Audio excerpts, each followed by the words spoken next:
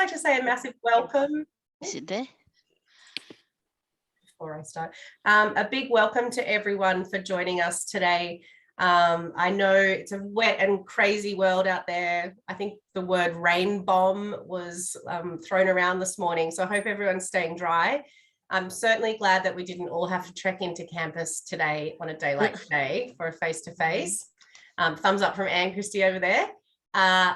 But I hope that the next time that we do a session like this, we actually can meet face-to-face. And I think it's about time. It's been a few years now since we've really all been able to gather together. And, you know, it's a strange world that we've been in. And hopefully today's session will be able to sort of reflect on what happened in 2021 and kind of take stock of the challenges and the dynamic year that was had and make some plans for 2022 moving forward. So we've got a pretty big day. There is a very short break, but we do understand if you need to go, get a cup of tea, whatever you need to do, you're more than welcome just to potter off.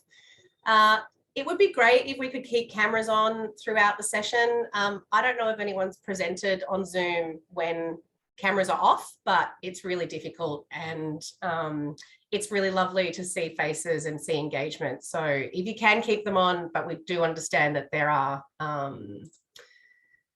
internet problems, all of us are having them. So look, we might get started. Well, firstly, can everyone just type their name and staff number into the chat function, and we can just make sure that we keep a record of your attendance today. I really encourage you all to use the chat function throughout the session. Mel and I will both be reviewing it, and we can answer questions as you go.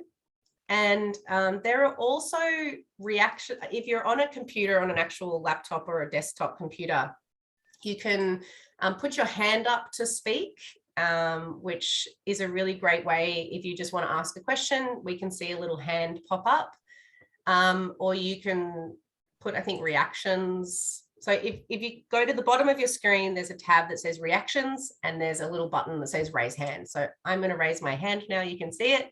And really that just flags to the presenter that you might have a question, and we can direct, we can go over there and ask that.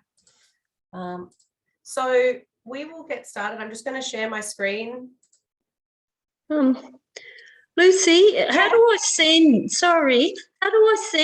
the reply when I'm on the laptop? I normally do it on the phone, and I've got everyone's thing, but you should just be able to type in and press enter. Oh, just press enter. Yeah, I don't think there's a send button on the okay.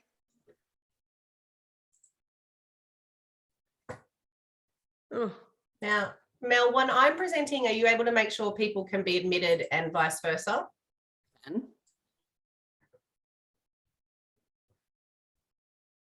Did that work? Did you get it? Give me one sec. When I'm in this presenting mode, I don't see as much. Okay. All right. So. Oh yeah, I can see it, Anna. Yeah. Okay. Yeah, you're there. Thank you. Great. So let me just pull the chat function over. Sorry, everyone. Okay. So firstly, I'd like to start today's session by acknowledging the Gadigal people of the Eora Nation, upon whose ancestral lands our city campus now stands. And I currently am on Gadigal land, but I also would like to pay respect to the lands of which you all may sit on, wherever you're beaming in from. I'd like to pay respect to the elders, both past and present, acknowledging them as the traditional custodians of knowledge for this land. So today we've got a big day. Mel's going to present first on sort of the 2021 year in review.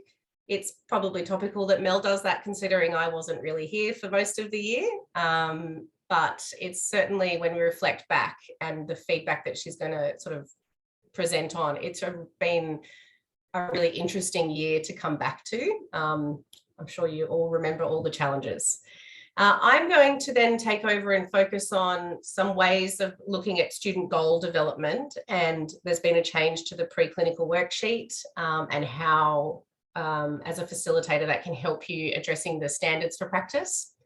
There'll be a quick 5-minute break. Then Mel is going to take over again, talking about how to improve consistency in our facilitation methods. It's a concept that's constantly brought up. And then we have a representative from UTS Counselling coming on to talk about building resilience in our students and in our facilitator workforce. We'll have Natalie Govind presenting on CP2A, Clinical Practice 2A, which is the new clinical subject that's rolling out as part of the new curriculum. And then at the end, we'll have a general Q&A where we can just provide some brief updates on the day. Please feel free to jump in and ask questions, use the chat function. We know that it's hard on Zoom, but we do want this to be a discussion as much as possible. So please just use that as we can. All right, well, Mel, I might hand over to you to get started. Thanks, Lucy. Hi, everyone. So we're going to do the year in review. It was a huge year, wasn't it? So we probably need the next slide, Lucy. So I've popped everything into a timeline. Oh, it's a bit distorted. Anyway, so we started placement in April, and at that stage, all the hospitals were on like an amber alert, and you know, we were pretty free and easy about things at that stage, really, when I look back at it. We knew that, you know, COVID was an issue, but I guess we probably really didn't know at that stage what we were really in for. You know, there were lots of changes and adjustments. And of course, at that stage, students were close contacts, but it wasn't really that much of a big deal.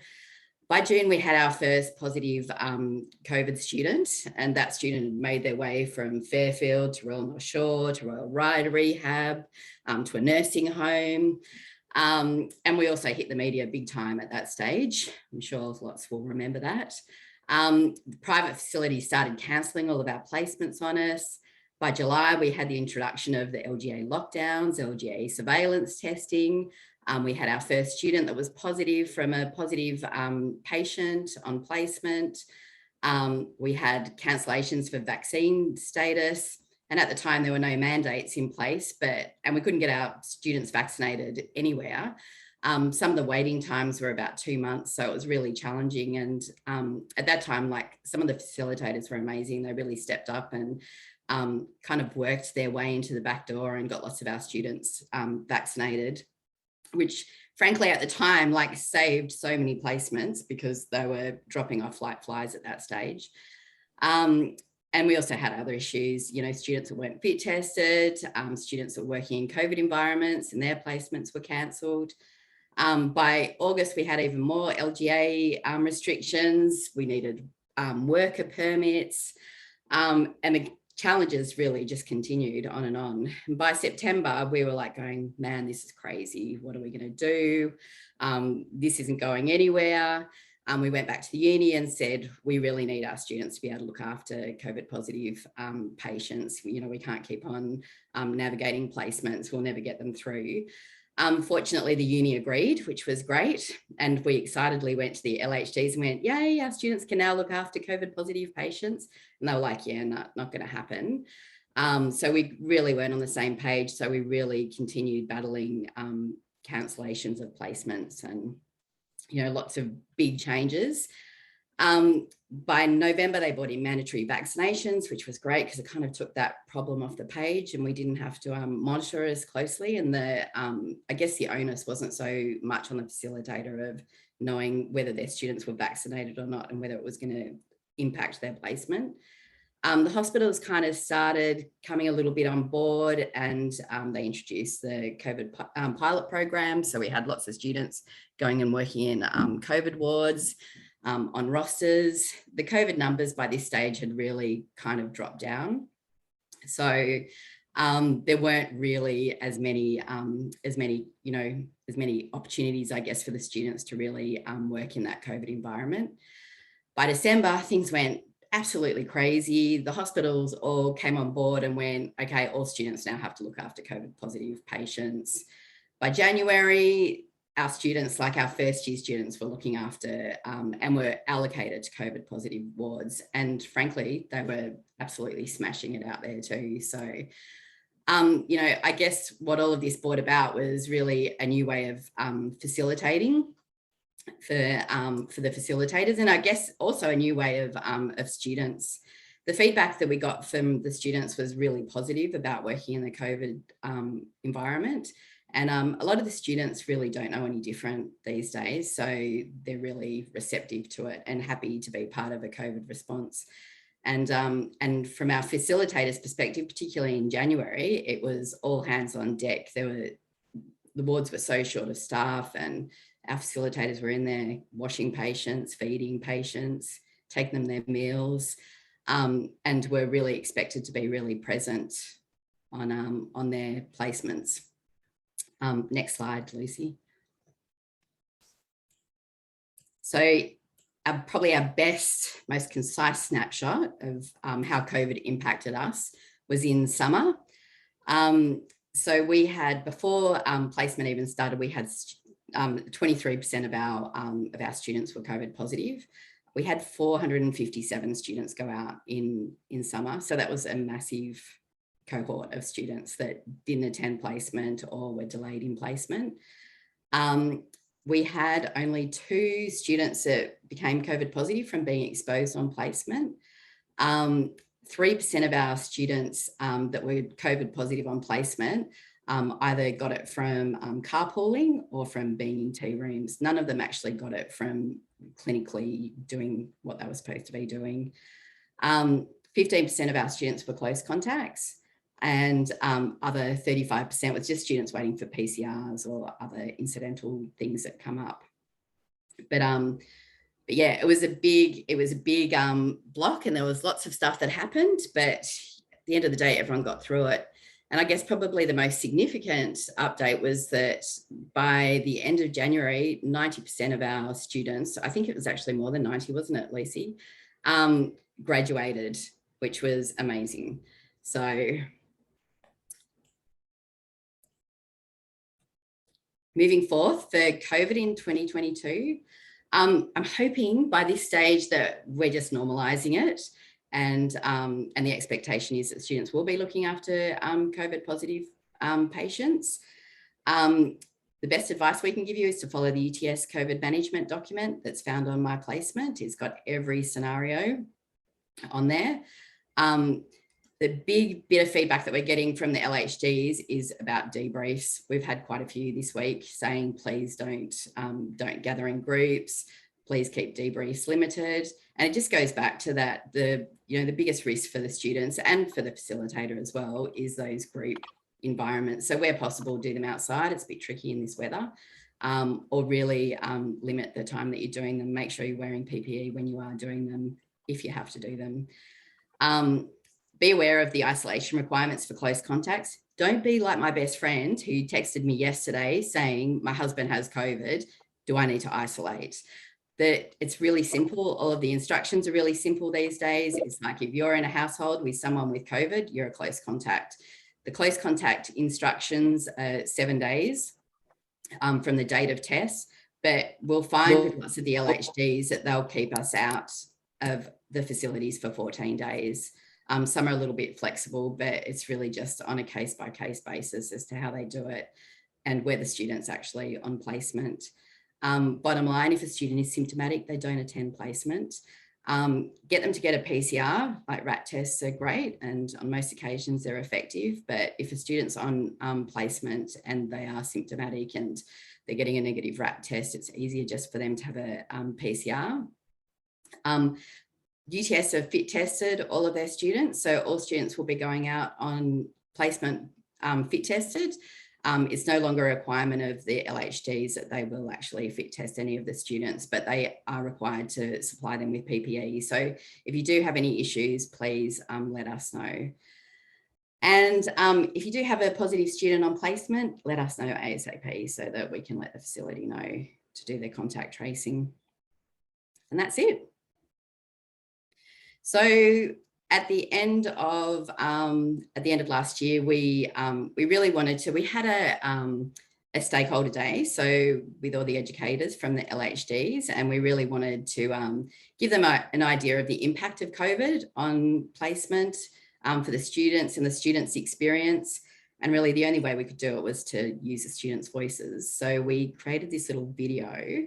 And I got lots of help from quite a few of the facilitators. So thank you to Matthew and Lizzie and Sharon and Tracy. So we just asked them a few questions, put together this little video, and we hope you like it.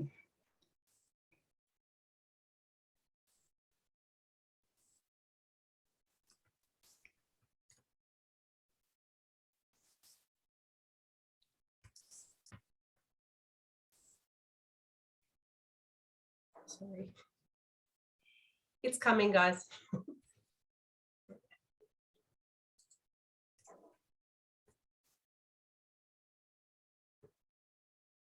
Oh.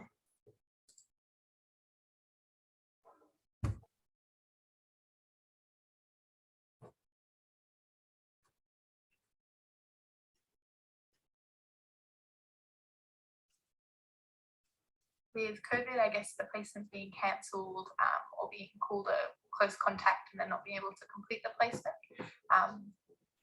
Yeah, and maybe a little bit catching COVID and spreading it to the patients. The main one was catching COVID. Like, I think that is the main thing that everyone was stressed about, catching COVID. But with all the training for donning and doffing and all the mask fitting, I felt very protected after that. Mostly my fears were surrounding passing on COVID and bringing COVID onto the ward. I wasn't really concerned about contracting it myself because I'm young and healthy. My greatest concern with going on placement during COVID is all the online learning we had been doing during the semester. I was a little bit concerned that my practical skills wouldn't be up to standard during clinical placement.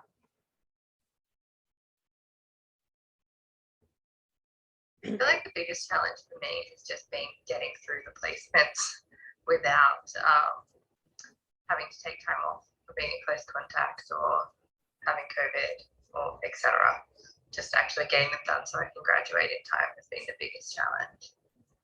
Worrying about placements and looking at if I was going to go out at all at one stage. I think it all resolved itself pretty quickly, but it was certainly when we were in lockdown and learning stuff, it was kind of preparing yourself for, oh my God, in 2 weeks, I might actually be just going out on placement and putting into practice the stuff we're learning. Having confidence in myself and in what we've been taught at uni, that I did know enough despite online learning, and that most of the practical skills would be learned on placement. So anything I didn't know, I would eventually pick up.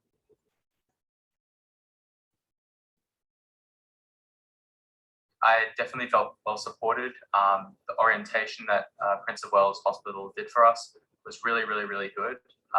Not only was it good just as a first year at the time, just to know what in general we should be doing and what was expected of us. Sometimes on the wards, it's hard to get support due to the nurses being so busy. Sometimes they're understaffed with really heavy workloads.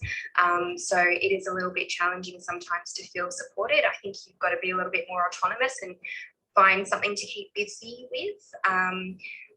I think COVID's definitely changed how much time nurses can have with students on some of the wards. I think a lot of the nurses and CNEs and nuns were very much aware that we were potentially not at the same level as previous students because of online learning. So they were all very supportive and acknowledged that we might need extra support in certain areas. Yeah, absolutely. The staff and the nurses were really nice and patient with us as it was our first placement. So they taught us stuff. They taught us stuff even the uni hasn't taught us, which was really great. Yeah, I feel like all the facilitators I've had and the hospital here have been fantastic in supporting me, making little adjustments for me and making sure that we can finish and get the hours up, which has been great.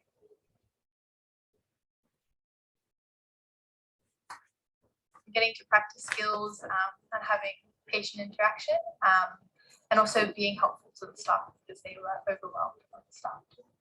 Obvious that everyone's understaffed at the moment. All the wards are very understaffed, all the hospitals are. So being able to just be a helping hand in that sense and practice all my skills and be able to contribute to the safety of patients and also assist with the nurses and their jobs has been, it's been definitely a highlight. I think getting them done, it seemed like it was never going to happen at one point, but just being able to get them done was a really big achievement. And yeah, I feel like I've learned heaps about COVID and how it's managed in the hospitals, and feeling a lot more confident for my new grad.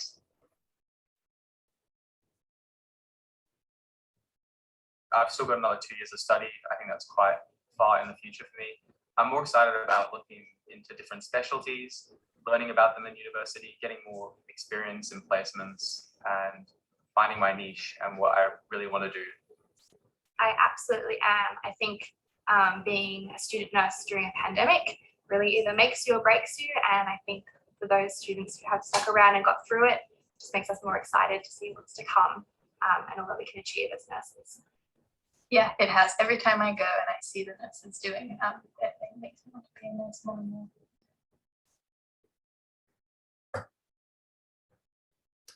I don't know about you, but the As first mentioned, time, I think waking up at 5:30 was quite good. I don't know where that little bit came from, but the first time I watched that, I got a little bit teary. I don't know about anyone else, because I just found it really overwhelming to see just how positive the students are. And I think we often forget, like now our third year students that are in the degree now have never known health outside of COVID. You know, they started in 2020. So, you know, it's interesting as facilitators and as healthcare professionals that know the world pre-COVID, you know, the people that we're facilitating don't. And so it is normalizing it. It is creating, well, this is now business as usual. This is what healthcare looks like right now. And how do we support them in that? Did everyone enjoy watching that video? It's nice. Great. Megan, I can see you popped your hand up. So maybe you want to ask a question of Mel before we move on. Yeah, no, it's just briefly, just regarding about how the students have been fit tested. How are we going to be provided what masks they've got? Because sometimes the facilities will ask. So the information from students is being collected in Clean Connect. Now, the facilities are not necessarily going to be providing the direct mask that the student is fit tested to, but what we've asked, so we partner with Sydney Local Health District to provide the fit testing, and most students have been fit tested to up to 5 masks. So they didn't stop at 1, they kept going, and so that they know that when they go out on placement, they are now fit tested to a variety of masks, not just the first one and stop. So that's, so for pre-clean, can we then just say to them, please just provide or bring evidence of the masks that you've been fit tested for? So that's right. So they'll have evidence, and the facilities should have evidence as well through Clean Connect. Now, if the mask cannot be provided by the facility, then they have their own process for what to do there. But you know, from a checkpoint perspective, we have fit test, or all students will be fit tested. And on that note, I hope all of you as facilitators have been fit tested or have booked in for the fit testing that's upcoming at UTS. If you're still to be fit tested and you haven't contacted me about booking in a time, can you please send me an email after today? Because as facilitators, it will impact on your ability to enter facilities if you've not yet been fit tested as well. Thank you. Has anyone got any COVID related questions or any mentions on last year before I move on? In regards to the mask, when I done my fit testing, only one type of mask was fitting. So I'm just wondering, do we have to redo again to see whether any other mask, because if that's running short in the hospital? No. So if you've been fit tested even just to one mask, then that is sufficient. The hospitals have a policy or a process for what to do if your mask is not available.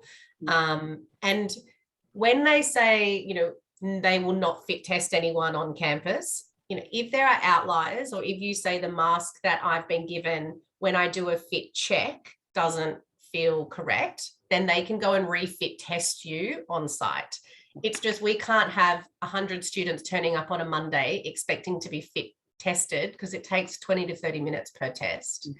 So essentially, you know, there is capacity to do the odd test here and there, but it's now no longer going to be everyone on Monday get fit tested, because it's just, it's just a logistical nightmare for the LHDs. Okay, thank you. No worries.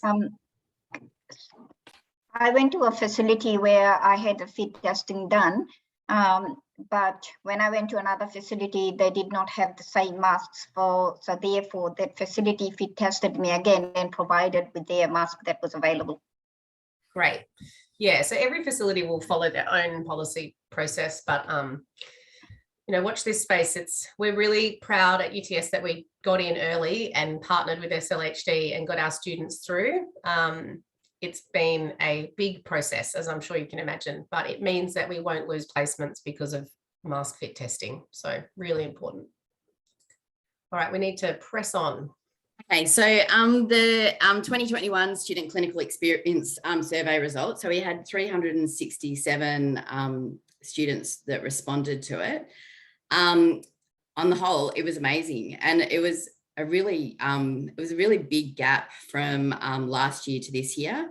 I think probably the thing that really changed the most really was that the students' preparation for through labs. Last year, I don't know if anyone remembers, but the results were dismal. But big improvement this year. I think the students, for whatever reason, felt a bit more confident. Sorry, excuse me. Next one. Sorry about that. No, it's all good. Oh. Sorry, lost it. Oh, anyway, keep on going. We'll keep on going. And probably really the most notable thing about it was the feedback that we got from students. And I think historically when, facilitators were saying I didn't get any of the feedback that my students gave me, it genuinely was because quite often students that invest time in writing things, it's generally quite negative. So we can't always, pass it on, or it's not appropriate to be passed on. But this one, it was absolutely amazing. So I've got like 2 pages of feedback. But the common themes were that, my facilitator was really approachable, gave really constructive feedback, they were available, they were helpful, they were positive role models. There's another page there, Lucy. So I think a big pat on your back, on everyone's back for it, because it's all there, and I probably could have put 10 pages in there, to be honest. It was amazing. So next screen. So the clinical liaison team, facilitator feedback. Thank you everyone that put their comments on here. So we had 62 respondents, which was a big improvement because I think the year before there was about 48. Probably the biggest thing, everyone felt supported. I think everyone felt supported through COVID. The big issues that came out of it really were job security. So 36 of you felt, some hesitation about your job security. 16% of you felt stressed at work. I'll just add something in that. We had quite a few facilitators last year that we sent to EAP, including myself actually. And it was really useful, and it is something that's available to you. And it's just basically about setting you up with strategies to cope better out there. And I think it would be reasonable that a lot of people were really stressed by last year because there were so many changes and you had to be so responsive, and, just navigating, the facilities was huge. So I think it's really reasonable. The other thing that came out of it was that although most of you agreed that the Zooms were really helpful, about 20% of you didn't think that they were helpful. We don't have any further information on why they weren't helpful. Like, was it the content? Was it the time that they are? Lucy and I both think they're really helpful because, it's a time that we can get kind of timely information to you and update you on resources and, course changes and all of the important things. But if anyone's got any further feedback on that, we'd really like to know about it. Fortunately, most of you found facilitating a meaningful role. There was one person who didn't. If that person wants to come and talk to Lucy and I, they are most welcome, because I'm sure that we could help you out with that. And that was about it. Now, there was quite a bit of written feedback. Next slide. And of course, we got amazing feedback, and we had lots of really positive things, written in the survey. I've really addressed the negative feedback because I think it's really important that Lucy and I remain really transparent about any concerns that people have. And hopefully we can allay some of your concerns that you have by addressing this feedback. And it's really important that we do it in an open forum rather than talking about it in small groups or coming to conclusions that aren't always accurate. So the big one, so I've noticed a big reduction in work. It was 12 to 15 weeks a semester and now it's 6 weeks. I struggle with job security. It's more about the availability of placements, and I'd like to see fairer allocations of placements. There seems to be newer facilitators receiving a lot of work and facilitators with UTS for years not receiving very much work. So just addressing that, I think there are 26 weeks that we can actually allocate to you in April and, from autumn and spring. Lots of our placement blocks are 2, 3 and 4 weeks and they overlap. So we've got some blocks that require us to have 115 facilitators, and we don't always have 115 active facilitators that are working, or they're not available, or they're doing something else. So it is really important that we do continue employing new staff. It's unrealistic to think that we couldn't or that we shouldn't be employing new staff. Generally, the new staff will, go everywhere and will take on any kind of new work, which, given that last year was such a moving feast of work, and there were cancellations and there were additions and there were changes and there were facilitators that got COVID and we had to call on people at the last minute to fill in. It probably looked like there was a big visible workforce of new people when in fact they probably weren't. They were probably just facilitators that were around and maybe not in your area. The other big change that's happened is that our blocks change from, for example, in autumn, we have a huge block of Western Sydney placements. So preferences really impact this. So if your preferences state that you normally want to go to Northern Sydney and you can only do AMs, and the lion's share of our placements are in Western Sydney, we're not going to allocate you in that area because your preferences haven't stated that. Do you want to add anything to this, Lucy? I think that what we're seeing is, and this is moving forward as well, our placement blocks in LHDs are precarious. So right now in autumn, we're about to have a huge number in Western Sydney, but in spring, we've been allocated quite a limited amount and we're not sure why. And essentially what we're doing is we're finding, certain districts that we've got great relationships with will at one point give us loads of work, AMs, PMs, multiple facilities, and then the next time round, for an unknown reason, give us a really limited amount. So what I recommend for you to do is if you know that your preferences are quite restrictive, perhaps consider changing them up. Consider opening up more options for yourself. Alternatively, you can always contact the clinical practice unit. It was Nicole, but we'll talk about later. Nicole's moving on, to let them know if you have availability and how far you might be willing to travel for placement. So in a casual workforce, we have to fit facilitators into the blocks. And as you know, our blocks have changed significantly. We used to have many more placement weeks throughout the session, and the way that the calendar is now structured means that we don't have as many options. So, for example, it's now mandatory for students to attend every single lab 100% before they go out on placement. So what that means is those blocks that we used to offer in the middle of teaching weeks, I'm sure you remember for navigating transitions, there used to be placements after 4 or 5 weeks. They don't exist anymore. So now everything is pushed out until the back end. We're really struggling with that to find enough placements for that reason. But that's the way the course directors have structured the entire calendar, and that is out of our hands. So we're just trying to make the most of what we can. I hope that you can understand the pressures that we find ourselves in and the allocations team find themselves in, trying to navigate 120 people's preferences, AMs, PMs, facilities, districts, specialty areas. It's a huge task. And I think in 2021, with everything that changed, everyone was doing the best job that they could in a pretty tough situation. So hopefully moving forward, we get a little bit more consistency and a little bit more transparency about how this is all done. But if you do have questions about this or about your allocations, please contact us and we're happy to look into it. Thanks, Lucy. No worries. So the other thing, I'd love to receive feedback or improvement on my facilitation performance. We'd love to give it to you.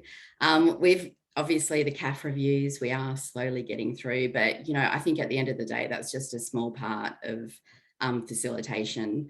I have had last year quite a few facilitators ring saying, oh, I really need feedback. Am I doing something wrong? Or I'm always happy to have those conversations, and so is Lucy. So if you did want to chat to us at any stage, about your goals or any kind of concerns that you have or want some feedback, we are more than happy to give it to you.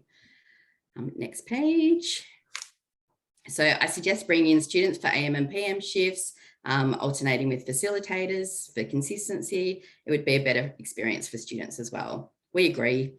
And I guess the one good thing that came out of COVID was the LHDs looking at different ways of getting students through. At this stage, there's more students than there are placements. So there's a very serious look at night duties, rotating rosters. So I'd say watch this space, because I think there'll be lots of changes in 2022 and certainly in 2023 with the way students are allocated and therefore facilitators. Next, so lesser workload with paperwork, especially with formal assessments. Remove SAOs from CAFs. They are meaningless and repetitive and make the forms an absolute punish to fill in. So I think our students probably wouldn't agree. I think they really like the SAOs.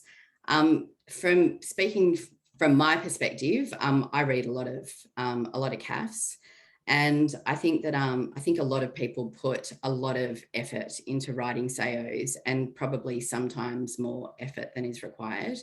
Lucy is going to go through some SAO writing things a bit later, but I think it's a really important part of facilitation, and it's no different to writing progress notes for your patients every day. You'd never complain that you had to write 6 sets of progress notes, and it's that old, if you don't document it, it never happened. So it is really important feedback. It is important to document the progress of the students. And Lucy, would you like to add anything else about that, or should I think you've covered it really well, but I think the SAOs are here to stay. We over COVID split them, when we did the formative and the summative CAFs, we did try to reduce workload by removing the mandatory formative SAOs, and I hope that helped in that time, and I think that will stay. I just have to get confirmation from subject coordinators. So we know that they're beneficial. Students use them in their interviews. They use them as examples of practice. And I think if you look at a CAF that doesn't have SAOs and just has 1 to 5 ratings, it's really weak in information. It's very easy to complete. Anyone can tick a 1 to 5, but the written feedback is where that rich information is transferred, and it's super important. Could I just say something on that? Yeah. I think it really depends. It is just such an individual thing, because it depends on, generally you get like your 8 students or whatever. It depends on so many things as to how well and how timely you can be with it. Yes, it's about time management, but if you've got a 2-week placement and you've got to assess them on their medications, and you've got to do 56 hours or whatever, and you have a a patient, a student that's needing a lot of support, or 2 students that's needing a lot of support, I think in a short time period, that is a lot of pressure on the facilitator. That's what I believe. If it's a longer placement, you have longer time to get to know the student, and I feel that it takes a while to get to know them. When you got 2 weeks and you've got this, and this, and this, you've got to do pressure SAOs, it is a lot on the facilitator. Yeah, look, we acknowledge that it's workload, and we acknowledge that there are a lot of time pressures and challenges, but it is your documentation of what you're doing every day. And, you know, you don't have to write SAOs every single day. You have to just write them over a week period. And I think this is where some people spend a lot of time writing very detailed SAOs, and the reality is they're just snapshots. So it just validates the ANSAT score that you're writing. So if you're giving a score of 3, your SAO just needs to say that they're meeting expectations. You know, it doesn't need to be a full story, a full explanation. And I think that's something, you know, we're happy to take that offline, Anna, and maybe, you know, help you work that out, because it is a challenge and we accept that, but it's part of the documentation requirements. Sharon, I saw you have your hand up. Did you want to add something? So yeah, see, I'm not going to say big things about how much I like SAOs, but I definitely am for some sort of documentation, because I remember when I was doing my postgrad degree, and there are papers that has come up with just marks, and I've always thought, like, I mean, what do you mean by this? Like, you need to give me something else to work on if you need me to work through this. So I think that's quite important, that, you know, there is some sort of documentation to say, this is how how the students are going. I think my only downside with SAOs is I kind of don't like the format. Like, you have the 3, situation, action, and outcome. And that is where I struggle a bit. And I think that's one of the things that I know there are people who can cut and copy from, same sort of situation, this thing. I find what is more authentic, maybe like a progress note thing with scenarios that's actually happened, and like every day. So you know how the student is progressing.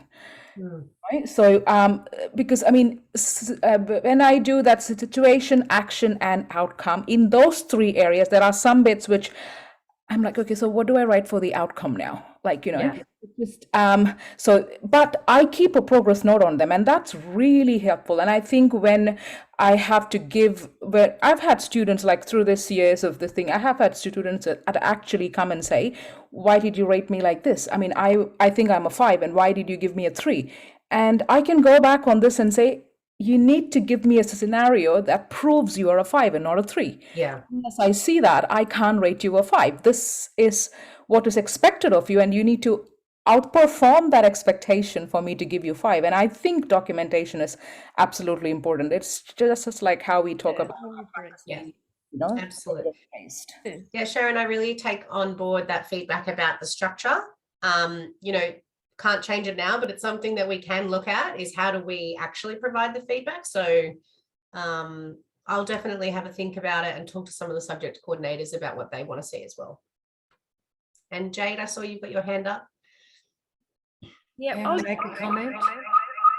Well, Martina, you've got feedback there, but I might just pop to Jade, because go for it, Jade. Yeah, sorry, I was just going to say, I've had that experience, like you said, Lucy, where I've come across like 2 exceptional students where I've given them 5s because they've just performed amazingly, and they have used them at their, I've said to them, print a copy and just leave that at your grad interview, because, you know, you've worked your bum off on this placement and it's been noticed. So I've had that experience. And also a few years ago, I had an experience where a student had really fallen off the perch and was like, I was struggling to assess them, and phoned the uni, and, you know, the feedback was like from, you know, the uni was like, we're looking at the CAF, the student's been amazing, Jade, and they were reading out the comments, and it just wasn't matching up with what I was seeing on placement. And then it sort of came to head that once I sat the student down and spoke to them, that it all came out, the student was doing night duty before placement. So I think they are helpful at that kind of time, where you're struggling to make an assessment, and you might phone Mel, and she might say to you, well, hang on a minute, other facilitators have found this student amazing, like to get to the core of what's going on or whatever. So but definitely they are time consuming, and I know that I work for 2 other unis, and UTS is top heavy on documentation, part of it. Yeah. Look, we are running, we're pretty tight on time. So I think, Martina, one more person commenting on SAOs, and then we can leave this at the end, if that's okay. Yeah, okay. I'm not sure if you can hear me, but okay. The reverberation is very challenging. So I'll try to. Martina, I'm just going to take over here, Martina. Your echoing is too, we can't actually listen. And if people have got headphones, I'm sure that will be really difficult. Okay, can you hear me now? No. So I'm going to mute you. Maybe if you type in the chat section what you wanted to say, then we can have a chat about it. Sorry. I know that you've, sorry, Martina. Look, we might press on just because we are running about 10 minutes more late, but that's fine. I know this is a hot topic. Please write some stuff in the chat and we can assess it. I saw that Molly said I use the standards for the outcome section. Brilliant that they've met the standards. That's really all you need to say. That's great. Yeah.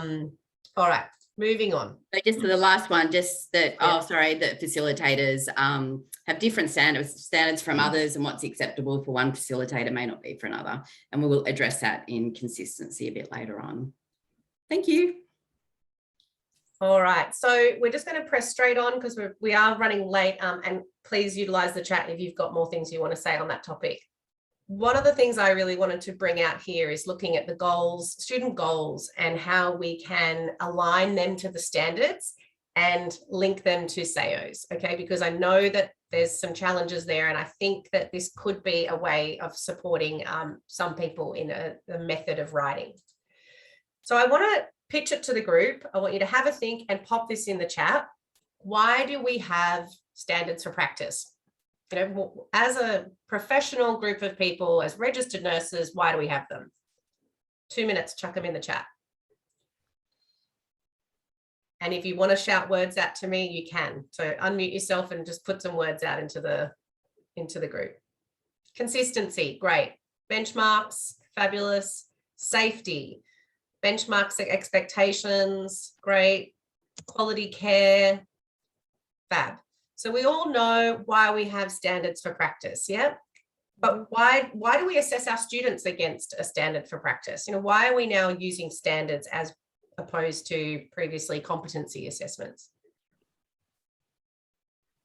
Does anyone want to shout out at me? Registration requirements, so they're job ready and they promote the best possible outcome. Exactly right. So I think what we need to remember is the NMBA standards are a set of skills and behaviours that represent to our profession, to our colleagues, to the government, to public, that there is a level of quality or attainment of practice that can be expected of an RN. So the current standards, the ones, you know, the 7 that we're very used to using, moved away from the domains, which looked at entry to practice, and now reflect the many different levels of nursing. So as a manager of education in a healthcare education, the standards for practice relate to me. As facilitators and supervisors of students in clinical, they relate to you. They relate to entry-level nurses, they relate to CNSs. So they're a bit more global than the previous domains or standards that we're used to. And I think this is important because what we're doing when we're assessing students to the standards is we're not only determining are they ready for entry to practice at the level now, but we're setting them up to understand the professional requirements for the rest of their career in nursing. I'm not sure if everyone has seen this diagram. Can everyone nod yes, no, if you've seen this before? Great, a few noddings, I love that. So this diagram is actually in the PDF of the standards for practice. And I think if you haven't seen this, it's a really great pictorial way of understanding how they're all connected. So standard 1, 2, and 3, thinking critically, engaging in professional relationships, and capability for practice run across and interconnect the other standards of assessments and planning and quality practice and evaluating outcomes. So when we're writing about the standards and when we're actually assessing the standards, I think it's important to remember how, you know, engaging in therapeutic and professional relationships does not stand alone. It is completely connected in with every single other standard. You cannot have therapeutic relationships and you cannot not have them and comprehensively conduct assessments. You have to have them together. Now, when you look at standards 4, 5, 6, and 7, does anything like trigger maybe the way that you used to learn about processes or cycles? Do they link into anyone? Does anyone recognize them from somewhere else? Does anyone remember those 4 words? What does that relate to? Clinical reasoning cycle. Clinical reasoning cycle, the nursing process. So assessment, planning, implementation, and evaluation is the nursing process. And that is what standards 4 to 7 are. So and they relate to sales as well. Pardon?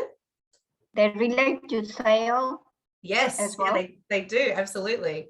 So when we look at this diagram, which is the nursing process set within the clinical reasoning cycle, I think you can see how the standards now 4, 5, 6, and 7 in particular really relate, and how as a facilitator, when we're looking at clinical reasoning, which I think is, clinical reasoning, critical thinking is the thing that sets us apart from other sort of education in healthcare, how we can assess it using the standards and then write about it using SAOs. So as we know, Tracy Levitt-Jones, our head of school, developed the clinical reasoning cycle. But as facilitators, do people utilize this when they work? Do people ask students questions about clinical reasoning? Do they follow the cycle at all in debriefs or in discussions with the students? Yes, a couple. If you don't, I highly recommend that you download, print a clinical reasoning cycle document and try to infuse it into the way that you facilitate. What is the student's assessment? What are they planning? How are they implementing? How are they evaluating?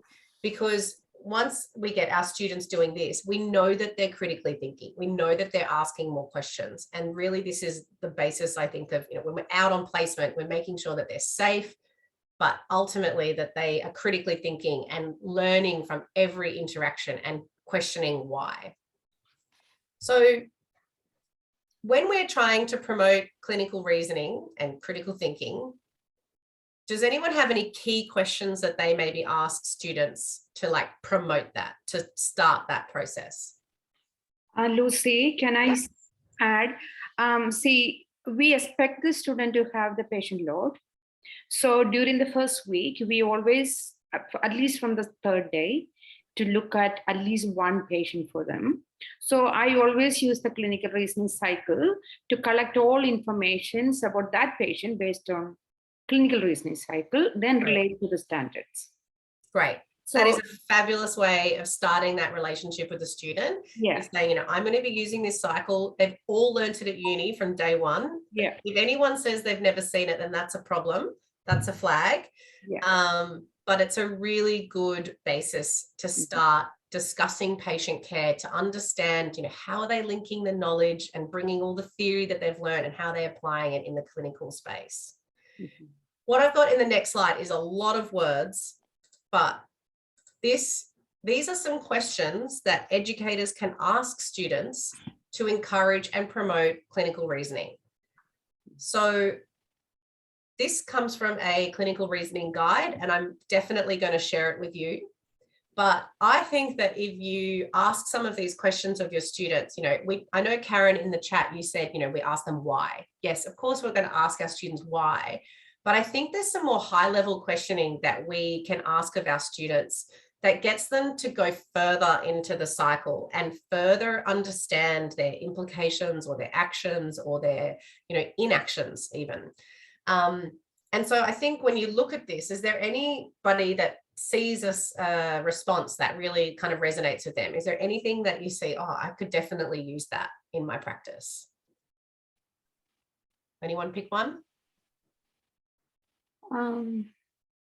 Well, tell me about what you've learnt so far. Yeah, tell me about it. And then you can see what they've understood thus far. You can see where they've gone and where they're coming to. walk me through your thinking. That's a good one, Junaid. Because then you're really saying, talk me through your clinical reasoning cycle. Or show me how you came to that decision. Yeah, show me how you came to that decision. You know, what was your process? Tell me. And then, you know, hopefully when we look at these higher level questions, and, you know, maybe some of these questioning might be a bit inappropriate for first year students, but especially as we progress into the end of second year and our third year students, we should be facilitating by asking them these questions. You know, we should not be didactically teaching to them. We should not be saying, let me tell you my interpretation or my theory, or it should be, let them come to the conclusions themselves, and you should be directing them down the right path. You know, if they don't have the knowledge, if they don't understand the policy or the process, tell me, you know, use this line of questioning to get them to come to that decision and understanding themselves, and then direct them to where they can find that piece of information. It's really important. Yeah. Sorry, an additional one could be something like, you know, a situation, based on a situation that I've had. What would you do if this happened? You know, like this happened in reality, but what would you do if you found that this happened? So challenge that. Yeah, and you know, looking at their options. So if it's like option A, option B, you know, different things could happen. So yeah, looking at different scenarios. Bridie, you've popped your hand up there. I was just actually saying, I sometimes find it hard when I've got usually first years, second years. Sometimes I'm stuck in that task orientation, especially during COVID with the staffing numbers and things. So I actually use the ANSAT and I say, you've got an 8-hour shift roughly. And then when I go through, I've got to find an example for each of these. So I try to get them to say, where can you break down your day? And you would have spent at least half an hour with your critical thinking. Can you tell me about that? Can you give me an example where you've spent a bit of time? And it's actually a really good way of them then noticing that it does actually interlink, and that's what we're looking for. So I actually find it really helpful. That's a really great strategy, and also helps you then when you're writing SAOs about them, be like, well, that's that situation we talked about, you know, and it's really real for them. They know that you've observed it or been a part of it. Yeah, but it just makes them think that, well, you know, you're about to do that. Have you critically thought, did you look up the policy? Or now you have done that action, did you look at what was the outcome of it? Let's go back and actually find out the outcome. So it really does actually help them think about that as well. That's great. So I think, you know, I'm mindful of time, but I'll definitely share this with you, and I want you to try to incorporate some of these statements in your practice, in your facilitation style, because I think when you start asking, or I'm sure a lot of you already are, but if you start asking some of these questions, you're going to get really incredible answers that are going to help you facilitate the student in the best way possible for them. So moving forward, we're talking about, you know, critical thinking, we're talking about meeting goals and objectives, and I'm sure you've all heard about SMART goals. This is nothing new, but this really leads into the next piece about the preclinical worksheet. If you haven't heard about SMART goals or how to develop them, I really encourage you to look them up, and I'll be providing some links into pages after this. But essentially, any sort of learning outcome or goal that a student wants to achieve on placement, it needs to be specific, very clear what it is, measurable, actionable, realistic, and have a time frame. So thinking SMART goals, I'm going to move on to the new preclinical worksheet for 2022. So this is really one of the only changes to documents that we're going to present for 2022 autumn. And really the reason why this has come about is because I'm sure you all remember the old preclinical worksheet asked students to reflect on a ward, conditions in that ward, medications that were found. And I don't know about you, but I think the wards have changed a fair bit. And what was a GI ward is now a who knows ward. And so getting all these students to focus in all this attention on really specific things, I think was kind of narrowing their focus rather than broadening their focus. So we've changed the preclinical worksheet to get the students to focus on 3 placement goals. So they will be asked using SMART goals techniques to develop 3 goals. One, the first thing that they're going to write about is, the area that they want to develop. What is their overarching goal? They can use the scope of practice timeline, which really focuses in on skills, but we'd also be hoping that they would write goals maybe about communication or relationships or critical thinking. Then the student will have to document how they will achieve this goal. So what are some things that they may do on the placement to be able to achieve it? And then they have to document a time frame. So might be within the first 2 days, it might be by formative or summative. They will be documenting this on the preclinical worksheet. And then they will have to tick which standards for practice they will be meeting when they achieve this goal. So they can tick as many of those standards as they want, and then they have to write how they will meet one of those standards identified above. So can everyone see a glorious number of SAOs coming from this?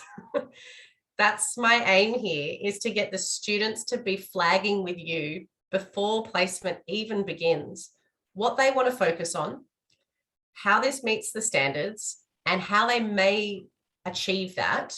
And then as a facilitator, you're identifying that this learning outcome is suitable for the placement. And then you can work with them from day one on this, and you've already been given 3 SAOs, 3 situations.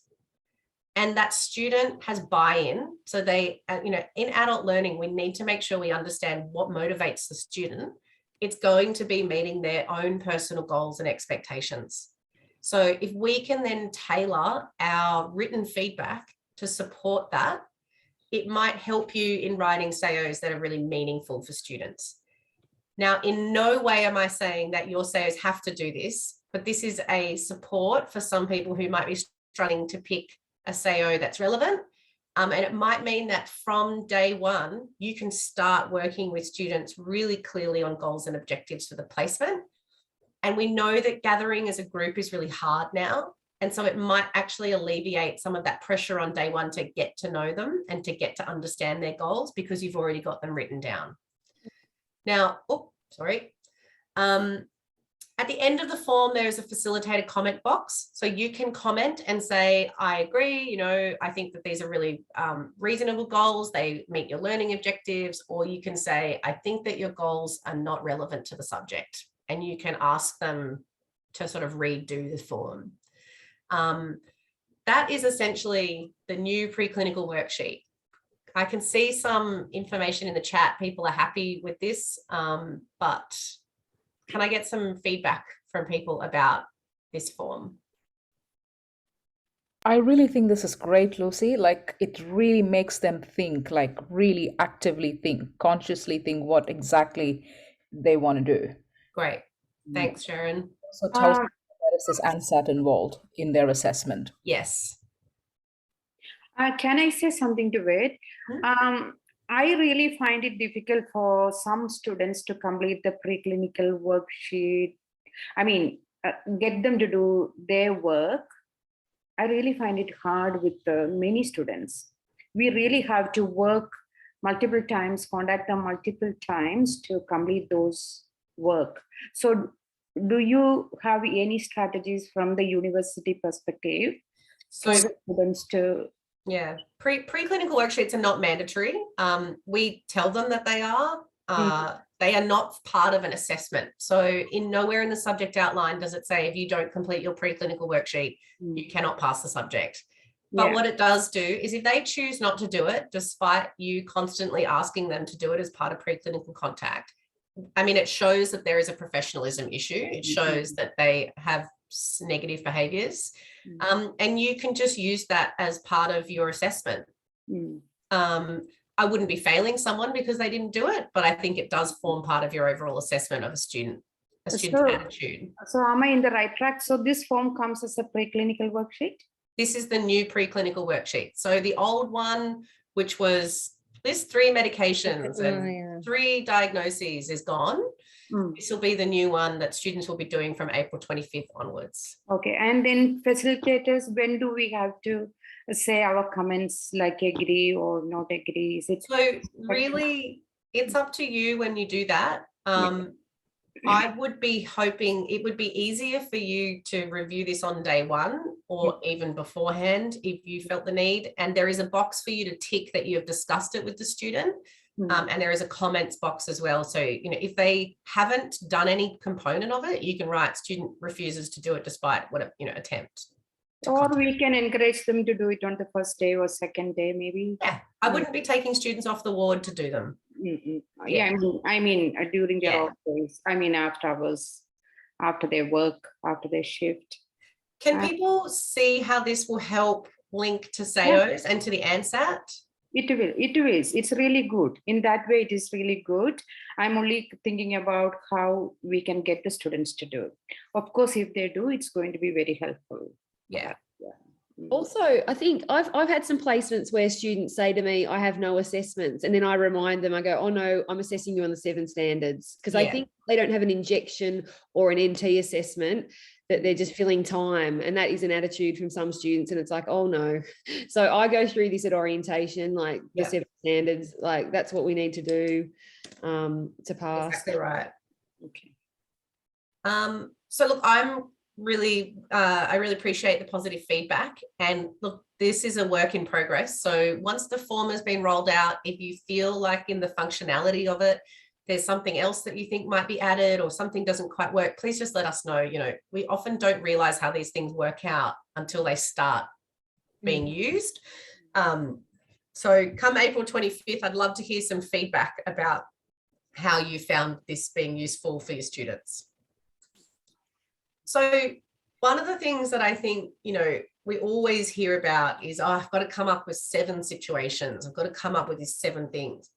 I think in 1 week of assessing people, you should be seeing 7 things in an hour with a student. There is really no limit to how many things you're seeing.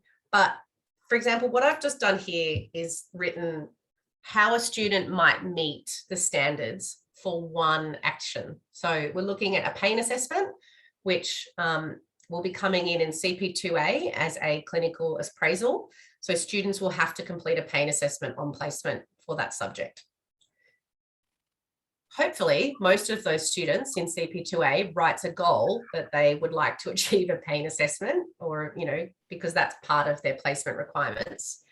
But here are 7 ways, seven examples of how the students can meet the 7 different standards.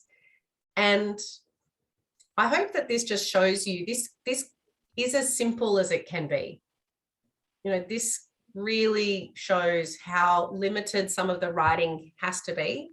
I'm happy for you to write more. I'm happy for you to write whatever you feel is necessary. But if people, sometimes we open up CAFs and the SAOs are very long, and it can just be snapshots. So I hope that this just sort of translates a little bit and you can see how simple it could be.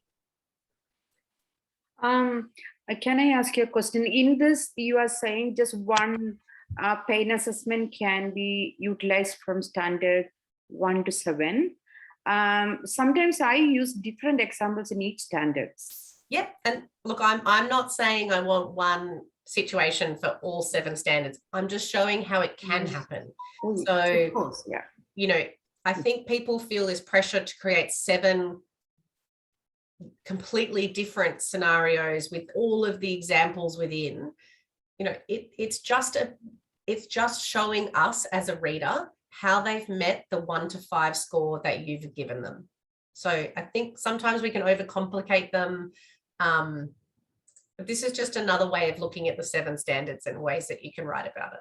So I did have an activity that we were going to do, but I'm not going to do it because we are running out of time and I don't want to be late for our guest presenters. Did everyone want to take a 5-minute break? And then we'll come back, and Mel, I think you're going to present. Is that right? Well, you're muted. So I'm just reading. Yeah. If we take a 5-minute break, I'm going to go through the chat function and just have a read of some of the things and reply. But otherwise, feel free to grab a tea, grab a coffee, come back at, let's come back at 10:50. Sound good? Yep. Thank you. Thanks, everyone.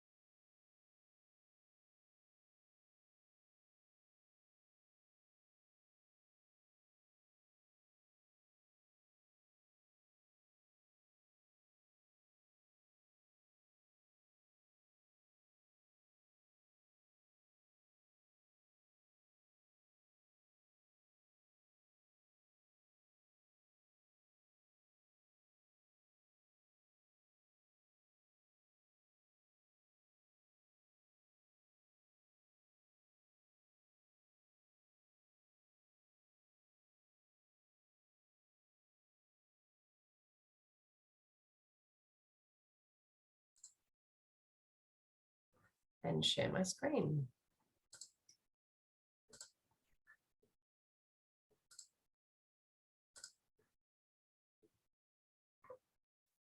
Can everyone see that one? Great.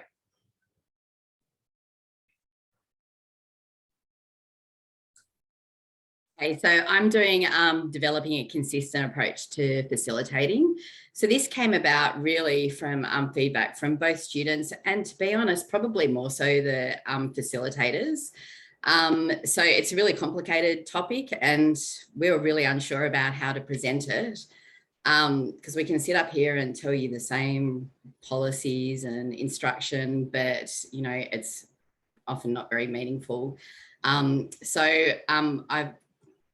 kind of gone through some student files and come up with, you know, with a story for you of a real life scenario. So, you know, and I guess that we probably can all agree that quite often we'll have students saying to us, you know, oh, but I've been wearing these 3/4 length pants for the last 2 years and my facilitator hasn't said anything, or, you know, this facilitator let me go early. Why are you making me stay back late? And, you know, my all-time favorite, like, my facilitator keeps on watching me. I think they've got it in for me.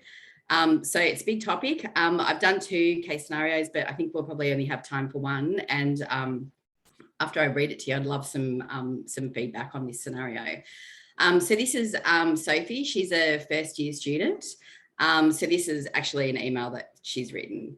So she says, I felt my placement was doomed from the start. As a disclaimer, I'd like to alert you to the fact that this is my first placement of my first year under the new curriculum.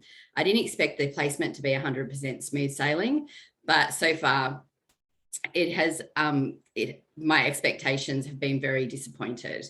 I have throughout the placement relied greatly on my facilitator, and after a few interactions, I'm not sure I'm on the right track. On the first day, I was anxiously awaiting contact from my facilitator prior to the placement.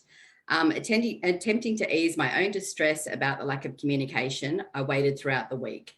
On the Friday afternoon prior to placement, I was sure I had somehow missed correspondence, and I took it upon myself to email my facilitator.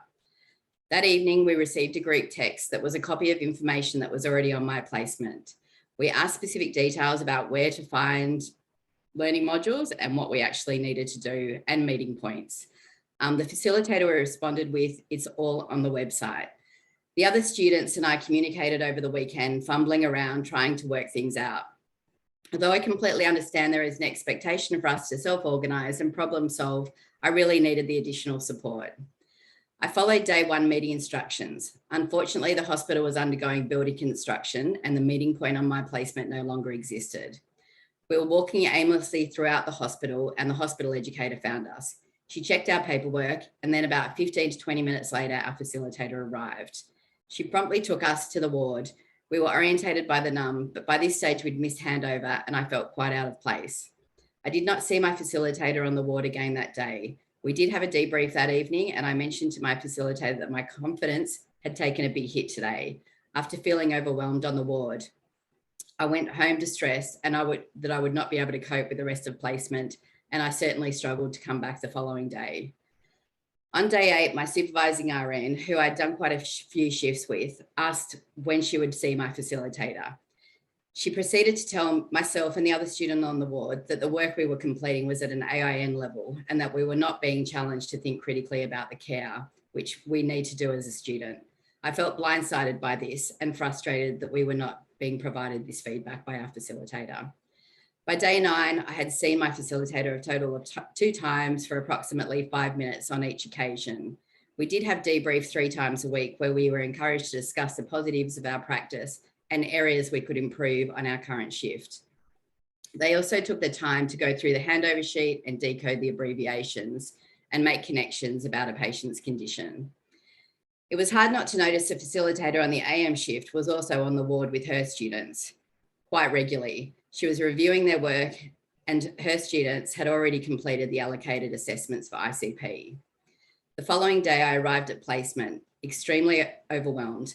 I was now aware I wasn't meeting any of the subject learning requirements and I was confused. I know this probably isn't the right thing to do, but I approached the morning facilitator and asked if she had some time to answer some questions. The facilitator spoke to the other student on the ward and I for about 30 minutes, orientating us to our scope of practice, subject outline, and the placement minimum requirements. We're advised that as first year students, we should not only be assisting the supervising RM with their patient load, but to take on our own patient, to investigate their background and research their medications to help us make the connections about their care and recovery. I was shocked to hear this as we were about to finish our second week of placement. And up until that point, we were really misguided.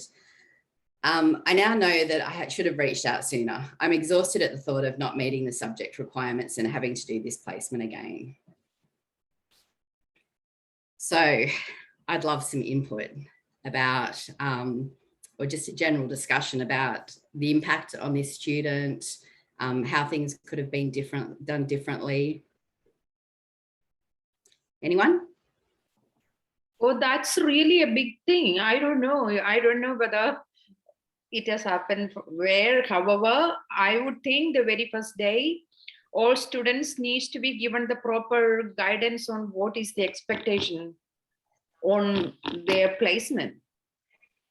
And the students must have the facilitators numbers and contact, and we need to be available for them at any time and any moment during this 8.5 hours.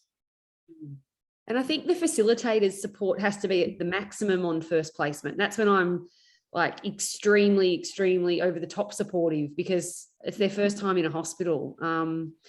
They're overwhelmed. They don't know. They're walking in, you know, pretty green. How can you assess the students if you're not actually there seeing them? That's what I'd like to know. The facilitator needs to be punctual as well. She needs to be there before the students arrive, ready for them, and to know the area that she's going to or he's going to. Maybe it might have happened during COVID time. There was no meeting point and we were not allowed to meet the students on the first day. Students had to walk into the wards, and there were a lot of, changes in the way that we were doing. Maybe it might have happened at that. No, but I think it's regardless of COVID or not, we are still meant to contact them 2 weeks prior to them going to the place. That's right. Yeah, we do. However, maybe the students might have not, looked through and just even though I had one student in one situation where done all the contacts, but that particular student was walked into the ward and not knowing where to go, in spite of communication and in spite of all of this, and that student had some sort of anxiousness, and however, there was no problem. I met them within half an hour and went through. So I'm not sure whether anything that has happened or is it something serious more than that. Yeah, I think we're all probably on the same page. This was a whole group actually, and they all contacted us, and their feedback was really consistent throughout the whole group. I just picked out the most articulate students record actually. So it's really interesting. So I'll just go to the next slide and show you the things that I picked out. I just want to say that obviously that facilitator, there's no excuse and there's something wrong going on there, but other facilitators can be very supportive to each other. So if there was something going on with that facilitator at that time, she had the morning facilitator or he had the morning facilitator to lean on if they needed to. Yeah, I agree. And I think the one big thing is students are always looking at other facilitators. They're always like, I want to have what they're having, so they're always eyeing off what other people have in their group and what's going on in that group and what that group's doing, whether they're being let go early or whether they're facilitators all the time. They always notice. So the issues that I've pointed out are that there was delayed preclinical contact, incorrect day one instructions, students weren't met by the facilitator on day one earlier. They observed that we've already spoken about that. Just a limited visibility of the facilitator on the ward, received feedback from the supervising RN, rather than from their facilitator. Their assessments weren't completed in the formative period, and that the students had a really high level of anxiety about being unsatisfactory on the placement. So just some ideas about how this could have been done differently on the next slide. So just preclinical contact, it really sets students up for success. So all of it, the worksheet, the contact, the information that you give them, it just puts off a vibe of security for the students. I also think arranging an easily identifiable meeting point outside of the hospital and a little bit earlier, making sure that you're known to the ward, to the NUMs, the educators and the staff that are working with your students, be identifiable, wearing UTS uniform, discuss students' goals and utilise this new worksheet, which is great, obviously. Review the clinical subject learning objectives and develop a plan with the student, visit the student daily and monitor and document their process, and develop relationships with the supervising RNs and discuss the students' progress and how they're meeting their objectives, and just giving the students frequent and interactive feedback. So I think we've got time for one quick one. Lucy, next one. Oh, Mel. Yeah. No, just quickly, just wanted to clarify something. Yeah. A while back when I was fairly new to it, like I guess I sort of am compared to others, but I had there were students on the ward that weren't mine for the same shift, right?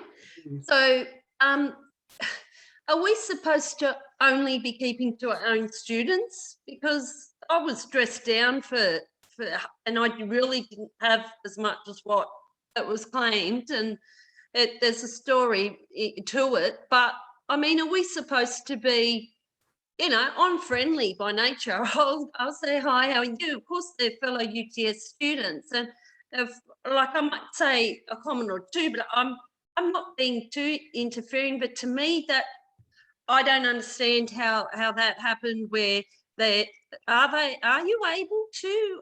Sounds like a big story, students? Anna. But I think it's completely reasonable to say hi to the other students. I think where it becomes an issue is maybe if you're commenting on the other facilitators' work or what they're doing, or having in-depth conversations about the facilitator. Yeah, which I didn't, but yeah, I was dressed down, and if it's just a friendly, how you guys going? Yeah, I don't think it's an issue, you know. Yeah. So this is Jose. So Jose is a second year student. So this is just a bit of their email actually. So I was taking a patient's vital signs with my facilitator observing me. The facilitator suggested I put the oxygen saturation probe on the alternate arm I was taking the blood pressure from. I immediately abandoned what I was doing and asked her to meet me outside of the patient's room. We both shared some furious words, and I left the placement at about 4 p.m. I sat in my car and had a panic attack. I couldn't stop crying. I couldn't drive. I have a history of anxiety, but it's well managed. And in the last 7 years, I've only had 3 panic attacks. I'm a mature age student, 43 years of age, and have a background in corporate banking management. I've had good feedback from buddy RNs and educators, but the style in which my facilitator gives me feedback triggers my anxiety. I'd attempted in the last 2 weeks to discuss this with them on multiple occasions. I find the feedback they give is overwhelming. It's micromanaging me in an aggressive manner.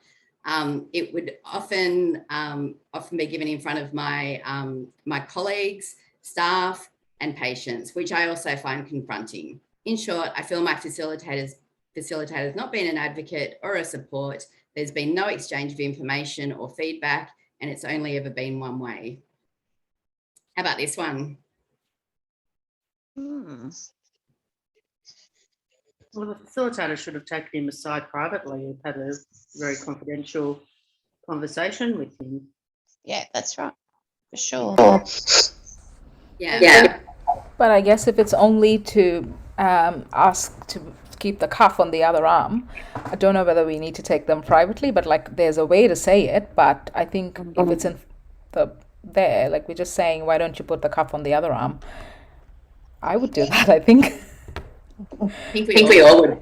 I think it came from 2.5 weeks of maybe the feedback being given in a style that didn't suit this student, And I think it highlights, as we're all different and we all have different styles as facilitators, our students certainly have different styles, you know, as students, and bring with them, I guess, life experiences and challenges and different experiences. And, you know, we have to be really mindful of it. And I think it's just a good time for us to review. I know everyone's been over this before, but next slide, Lucy, how we give feedback. So the preferred method at UTS is like fit and able. So giving feedback frequently, making it interactive. So a conversation with your student where you know, you're both involved in the conversation, making it timely. So although that facilitator, what she did, as you pointed out, was completely appropriate. And there's probably another story as to why that student blew up, or there is another side to that story as to why it blew up. It's no point giving someone feedback on something that they did, you know, 3 days after they actually did it. Keeping it appropriate to the learner level. One of the other issues with this student was that the facilitator was always saying, oh, at a third year level, oh, when you get to a third year, you're going to need to be doing this. And we quite often hear that from students, and they go, but I'm only first year, so I don't want to know about what I've got to do in third year. I just want to know about what I've got to do right now. Keep the behaviour specific and balanced, so exactly what you've seen, no emotional content in it, and keeping that feedback really specific, and labelling the feedback, telling them that you're giving them feedback. I'm giving you this feedback, so that they know. Quite often students won't know that you've actually given them that feedback, and of course being respectful and empathetic. Now I've seen someone's put in there the sandwich technique of feedback.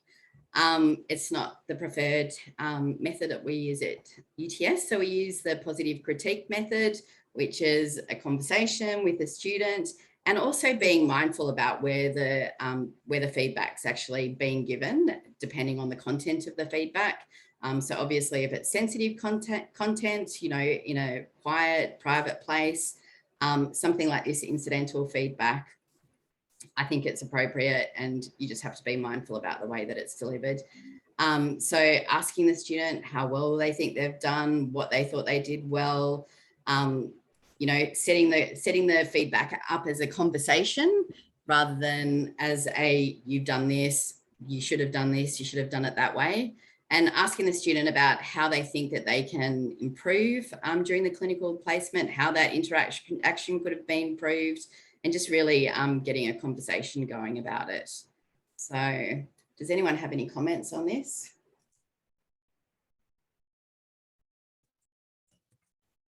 That's good, because it's putting the interaction all on them, like putting all the responsibility for them to give their say about how they feel.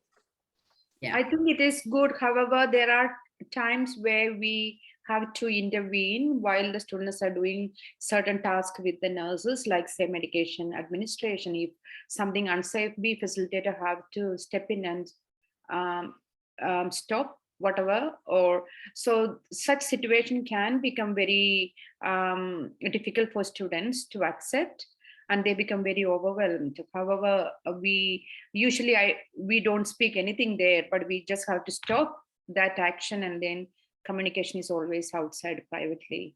Yeah. But then that action itself can sort of create a lot of anxiety in the students, thinking that, oh, something gone wrong, you know. If it's a safety issue. Sorry, I was thinking, like, sometimes as well, just getting the students to self-reflect and getting them to come to the realization of what they're doing wrong without us actually explaining to them what they're doing wrong. Sometimes you could say, oh, why have you put it on that hand? And then they come to the realization of that. So they don't feel that you're getting on them in front of a patient and stuff like that. So they get a bit nervous and stuff. That's what I found. And then when they are difficult, some facilitators have asked me to go and see a student with them and observe them, and like not make them feel that we're both against them, but then taking aside and getting them again to come to realization that it's not just that there's a difference between them and the facilitator, it's actually them that is the problem, and just get strategies in from another perspective.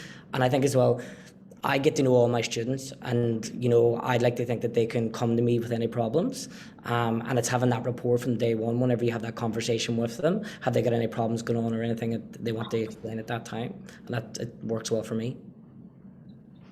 Agree. Well said, Ronan. Anyone else?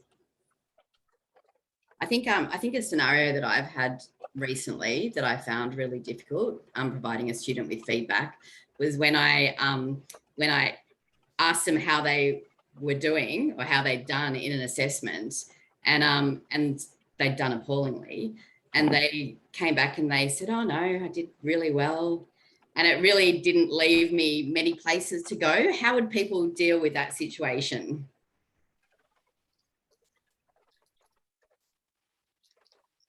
Just break it down into each step. Okay, the first step was this. What did you do?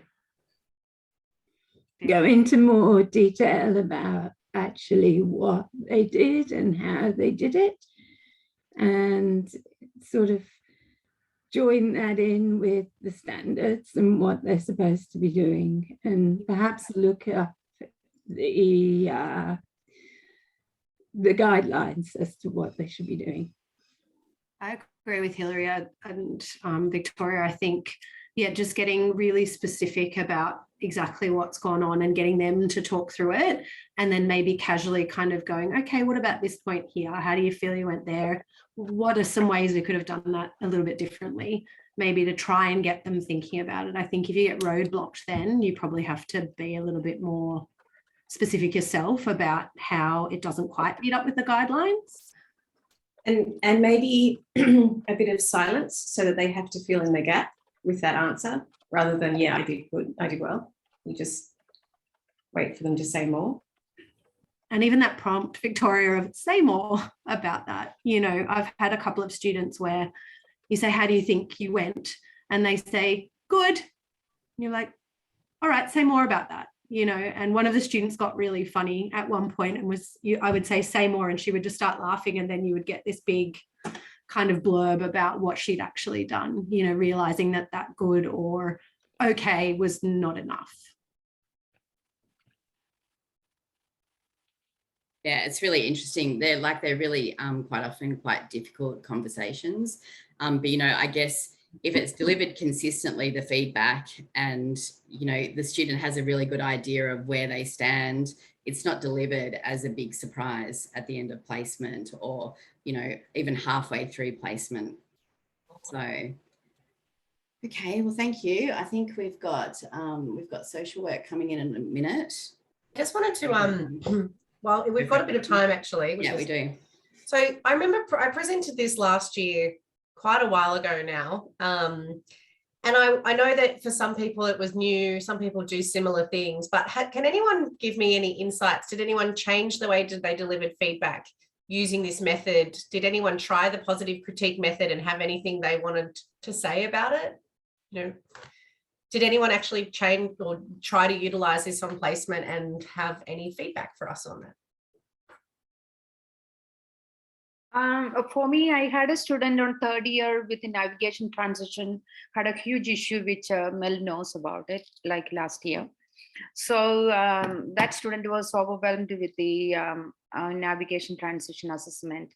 And then, you know, so her anxiety itself has created issues from the very beginning. I think which I didn't identify that she had such anxiety, but the way she presented, she was looking confident and she was looking good. However, the way she was interacting with the other student and trying to get to know what exactly happening with the NT assessment and all those things, which I only identified later, I think that has created some issue with the feedback that I provided to that student. So I learned from that experience that how this critic method that needs to be utilized, and getting to know the students' anxiety, their level of anxiety in a way prior to you communicate or do an assessment. And especially if someone has got any mental health issues or if they are on medication, I think it is also good that if we know about it, sometimes you do inform us. So we are very cautious. Sometimes we don't get that information. I think that's where I found some difficulties of identifying, because the students are really good in keeping shut of those in the beginning until you really start an assessment on them, where you don't know what to do sometimes. All right, we'll take that. We'll think about, I mean, I think there's an element there. There's one about feedback and one about, disclosing information about students, which is a separate conversation. But I think, did anyone use this method and find it beneficial, or did anyone have any critique of it? Yeah. I use it, Lucy. I don't know if you can see me. Right, so I feel like, yeah, Gabrielle, I definitely give it frequently, interactive. So I often ask the students at the beginning of placement, how do you want me to give you the feedback? Right. Like, do you prefer me to give it to you straight after you've done the skill and on the ward? And definitely that therefore leads to it being quite timely. And they all really appreciate that. I possibly don't probably label it as much as I should, because it comes quite naturally that you are going to be talking about it straight after they've done a skill that you watch them do. But yeah, in a sense, none of them have complained to me that, oh, I wasn't prepared for you to give me feedback. So I think it really works. Awesome. That's great to hear. Junaid, I can see you got your hand up. Yeah, look, I just wanted to quickly say that it is quite effective. I find when giving them a bit of reflective feedback about some of the things that didn't go so well, to kind of just start off by saying, there's some performance anxiety sometimes that students experience, and kind of go on from there to give them an opportunity to say, when you are being assessed, kind of taking that to consideration, that kind of helps ease them down sometimes. Yeah, that's all I wanted to say. Great, thank you. I think the feedback from the surveys, it's really evident that the students really appreciate constructive feedback. And it was a really common theme, actually, was, when the students were highlighting, highlighting the positive, positive comments, it was really valuable to them. I think another oh, sorry, I got feedback. Oh. Another important thing to respect with the students is, I think I do this quite unknowingly, but giving that informal feedback all the time. And I think as a student, they don't want to sit there for 2 weeks and then have like this surprise you failed or anything. I think it's our job to be honest and open and give that continual feedback so they know where they're standing on the placement. Absolutely. Yeah. And I think it's very important here that it all comes back to our presence on the ward, and we are actually seeing what they are doing. And when we can comment and give feedback on that, it is on observed behavior, and that students take it very well, because it's not that we come randomly and say, well, I heard your staff say this, or I heard someone else say this, the NUM told me this. No, I am there. So I'm telling them, this is what I see and this is what we can change, or like, what do you think? So I think that's been really good. Totally agree, Sharon. Absolutely. Mel, do we know when counselling's coming in? 11:20. 11:20. What time is it now? 11:18. Okay. I'm here. If that. I was wondering if it popped in without us knowing. Great.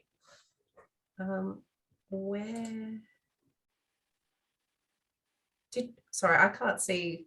I'm trying to work out who's who. Viv, isn't it?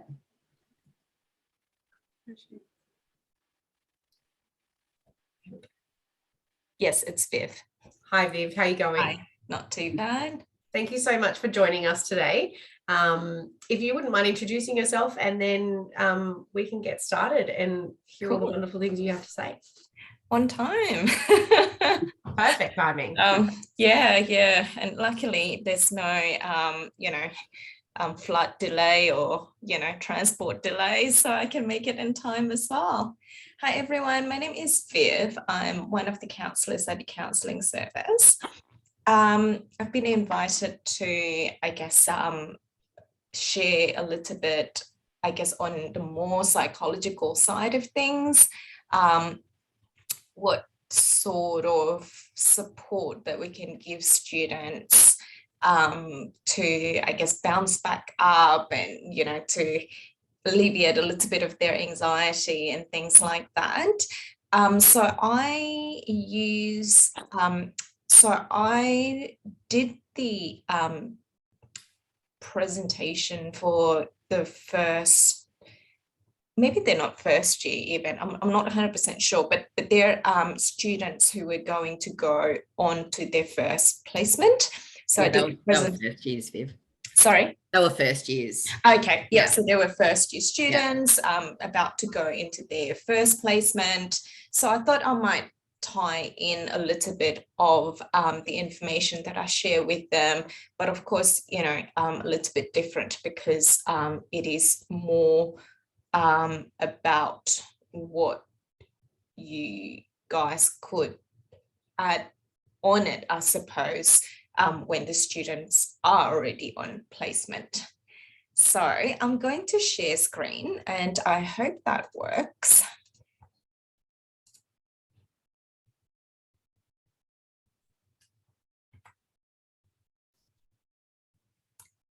Can you see my screen now?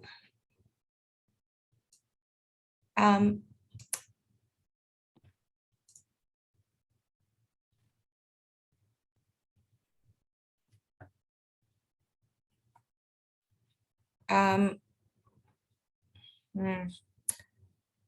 was hoping that I could have a look at my notes.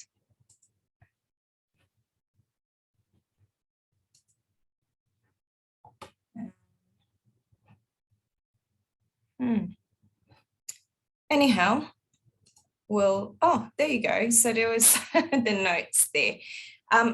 So I guess I'm interested in, you know, I will share with you a bit later what some of the the students have said to be some of their worries, some of their concern about going into their first placement a bit later, but I'm kind of curious to see what do you think students worry about? I suppose, you know, think back from your own first experience of, you know, going into placement, or I guess, you know, perhaps from your experience being a facilitator, you know, and then students have approached you. What were some of my worries? What were some of the students' worries? And perhaps also, you know, if it were your worries, I guess with my experience now, if I were to turn back time, what would I advise my young self? So yeah, so anyone wants to volunteer? If it's Megan, I'm finding, like, you know, as a student, they're anxious, they're nervous. What's their facilitator going to be like? What's the ward going to be like? What are the patients going to be like? Am I going to be able to pass? You know, how am I coping with this? They've got a lot of external kind of things happening at home as well. Yeah. So yeah, great. Thanks, Megan. Anyone else?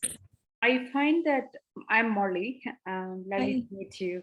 I find that students, when they are on first placement, that some of them are very finding it very difficult to stand for the whole 8 hours and walking around and doing things, and they do have difficulties in their I mean, pain in their leg, and they are also, in addition to that, they either having the break in right time. Some students are not early one to get up from the bed, so coming to morning shifts, they are very finding it too difficult. So okay, so some students might actually have time management issue. They might not be used to Yeah, okay. In addition to the mental issue, I mean, their anxieties and their worries, in also as a facilitator, how important it is to provide them support, ensuring their break and stuff like that. Yeah, definitely. Yeah. Anyone else sort of in terms of, oh, sorry, I think I might have Sorry, sometimes it's just talking to patients, and will patients understand what they're saying? So really basic things. Yeah. Thanks. Anyone else? Yeah, Anna?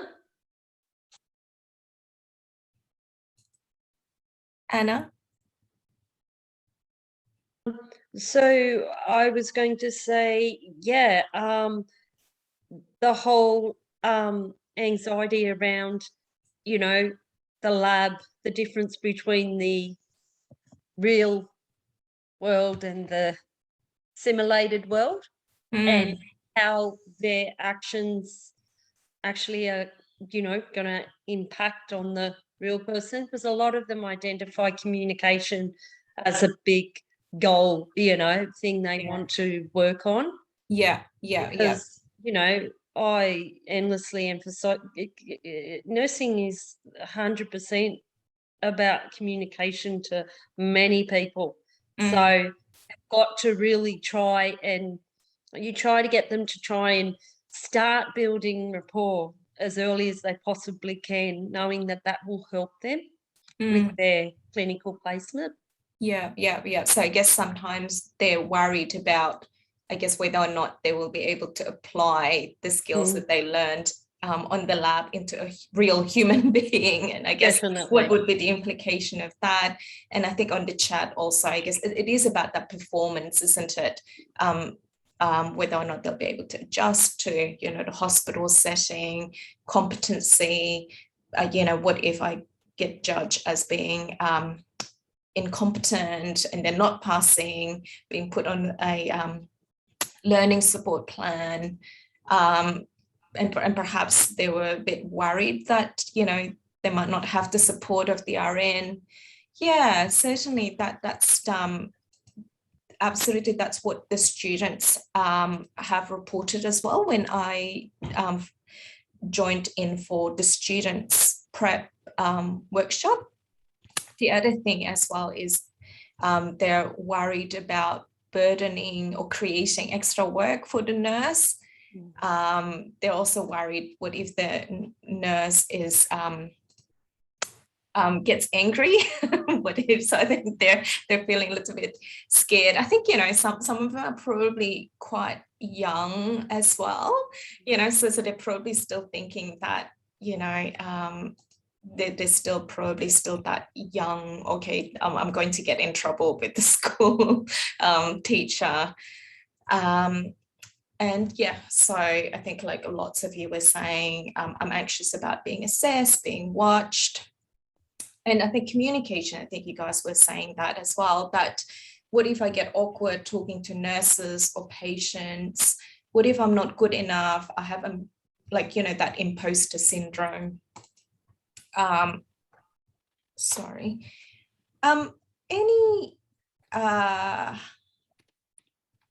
So perhaps some of the things that I've suggested to students when they're thinking about that is, and, you know, obviously this is sort of my thought about it, and I guess you might have different thoughts about it, but, you know, I say to students that, you know, yeah, maybe there is an additional extra work for the nurses, the facilitator, but, you know, I'm sure you guys are all here because you're, you know, really committed to, you know, passing on the knowledge of, you know, sharing this skill to the next generation, contributing to the future workforce of nurses. So I reminded students that, you know, we'll pass it on, you know, we'll certainly, I think that's kind of from what my experience as well as psychologist training, intern psychologist, you know, that we're here to pass it on. We pay it forward, so to speak, because, you know, I've been trained previously by psychologists as well in the past. And, you know, with the, what if the nurse gets angry, I kind of suggested to students that perhaps just focus on, you know, doing their focus on the behaviors, focus on what they need to do rather than focusing on, or what if this, what if that. So rather than focusing on whether or not they'll get in trouble, focusing more on what do I need to do to deliver this job okay. And also, I guess, not to take different personality too personally as well. Like, people have different style, and also remember that nurses are also human. We can all have a little bit of a bad day. And with the anxiety side of things, again, similarly, I've given them a bit later on. I'm going to go through what I suggested them do in terms of managing their anxiety. And in terms of, having an imposter syndrome, I kind of like sometimes actually validated that every one of us feel to some degree this way, and perhaps a little bit of self-doubt, a good dose of self-doubt is probably not a bad thing, like having a sense of, I need to just keep checking, am I doing the right thing? That self-reflective, I just need to try my best. And because I think the flip side of it is also not so great, when we've got students or student nurse or even student psychologists who are so cocky and thinking that I know everything and I know, and they're actually closed off and not actually be open to improving themselves. So I actually kind of say to them, having a tiny bit of imposter syndrome is not such a bad idea. So that's that. And I guess the other thing that I thought might be worthwhile, the reasons why I opened this up with, think back to your first experience as, a student going into your first placement. I think sometimes, I've been in the profession for, I don't know, close to 20 years myself. I think sometimes I forget what it feels like being a student. And so I think I quite often have to remind myself that, they probably are scared at, me analyzing them, at, assessing, and all of this anxiety that they have. That, so sometimes I need to remind myself, okay, I need to be a bit calmer. I need to actually remind myself that, back when, 20 years ago, when I was a green psychologist, this is scary, this is overwhelming. So, yeah. So I shared with students some CBT technique, just kind of like a sort of like a couple of questions, a couple of challenging that they might be able to apply, particularly with this, or the nurse looked at me in the with the stern eyes, or she frowned. Is she getting angry with me? So sometimes what I actually ask them to do is, what's the evidence for my thought? What's the evidence against it? Like, have I actually done anything wrong? Or am I actually jumping into this negative conclusion? Is there another way that I could look into this situation? Is there another way that could explain why the nurse looked very stern? Could it be that the nurse was stressed? Or could it be that the nurse was having a headache? That it could actually might not have anything to do with you.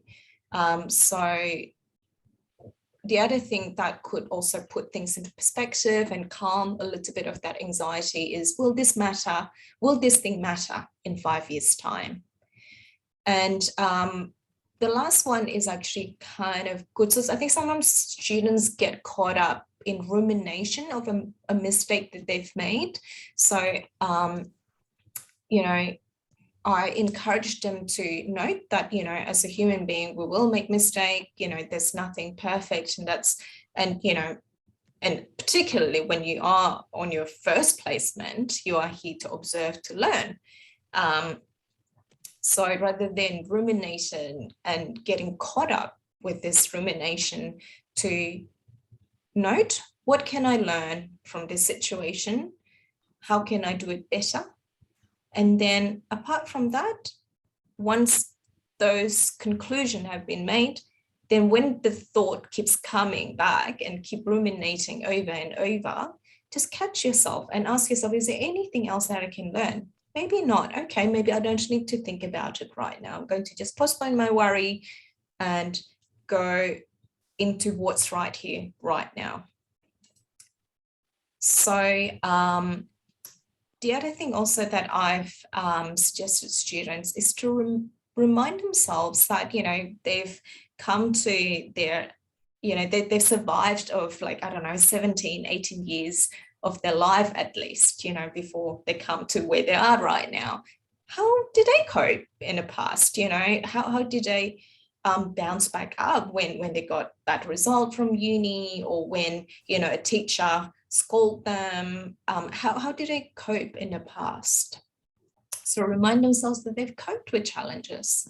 And I guess the other side of things, and it's just probably so crucial, isn't it? As a nurse, I think, can't remember what maybe it was you, Anna, who said that, you know, as part of a nurse, a big part of it is a communication, is a supporting, not just the, I guess, the technical skills of being a nurse, but also that human, supportive kind of skills. But, you know, remind themselves that they have supported friends and family before. So how did I do that? Remind themselves, what are my strengths? And the other thing is, if your friend is in this situation, what advice would you give them? Sometimes, you know, we're finding it, sometimes we can be really, really harsh on ourselves and find it really, really hard to give self-soothing advice, or I guess more balanced advice. So I think, like, if we put ourselves into that place of a friend, like, what advice would I give my friend? So that can be quite helpful. So I shared this with students who are going on their first placement.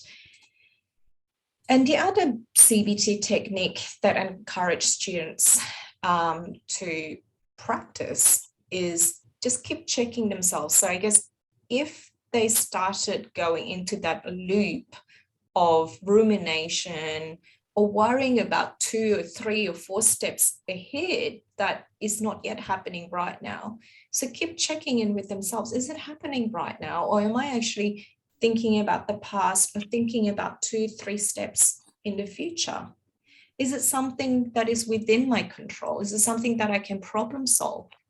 And if the answer is no, then there's a good chance that you're actually worrying, and therefore not to, and therefore keep having this looping in your head is not going to resolve anything. You're just going to feel really anxious and not going anywhere.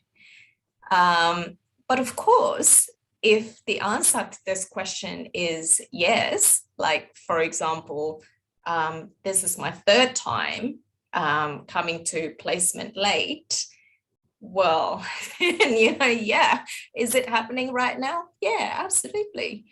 Is this something that is within my control? To a degree. So perhaps, you know, you need to brainstorm what solution you can do. You know, perhaps leave 2 hours early. You know, if leaving an hour early, you're still going to workplace, or speak to someone, perhaps, you know, yeah, like, problem solve what needs to happen here. So I encourage them to think which one is which here. So if it is a worry, then postpone it. And I think I'm sure you guys have also heard quite a fair bit about mindfulness practice. So mindfulness meditation practice generally increases our brain capacity to do this. Keep checking in. Is my thought helpful, not helpful? Is it something that I need to be thinking about, or should I actually just let this go? Yeah. And the other thing I remind students is to remember their clinical training, brush up before the placement, ask clarifying questions if they feel lost, and always consult their facilitator and their CPU if there's issue. So, you know, reach out. Don't leave it until, you know, they're 13 days, you know, go and reach out as early as possible when they notice there is actually a problem. And worrying is normal. Yeah. So I'm probably running a little bit late, aren't I? How am I with time, Mel? 5 minutes? 4 minutes. Okay. So I was going to, you know, brainstorm of what advice would you give students regarding self-care when they're on placement. So perhaps, I guess, you know, have a think about, you know, again, you know, I think it's good to just think back, what advice would I give myself 10 years ago? And of course, you know, as part of your facilitator training, I'm sure there would be a few different things. But some self-care that I shared with students are things like, oh, goodness, now I'm panicking. So the advice that I suggest to students is make sure they, you know, eat, sleep, and talk to someone if they need to. So I thought this might actually be a really good thing. Mel, I assume this is not something that is covered previously in this training, Mel, the referral grid. Which one? The referral grid for referral to the counsellor. We do, like we, Okay. yeah, we do share it. Okay. Yeah. So I might just, you know, feel free to share again. Just to do a quick one. Mm. So essentially, I guess, you know, we provide support for emotional support, obviously all the way to full-blown mental health issue. We also support students for family relationship issue. And I think, Molly, you were saying that some students actually require a little bit more you know, training in time management and stuff like that. So, you know, that could certainly something that we assist students with as well. So in terms of referral grid, is if Melissa has already shared it with you, perhaps I don't need to go through that again. So, but essentially, you know, if you do think that a student is not, you know, coping okay, there's some emotional support, then you definitely can refer the students to the counselling service. Viv, would you mind jumping to the slide? You're just stuck on slide 5 at the moment. I think okay. You've got something on slide 6 about the referral. Yeah. My share screen is on the thing. Are you still on slide 5?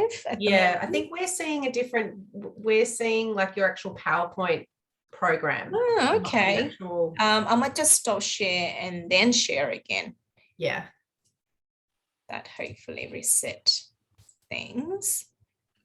I think the referral grid would be interesting just to see if you could click on. Oh, okay, sure. Just to.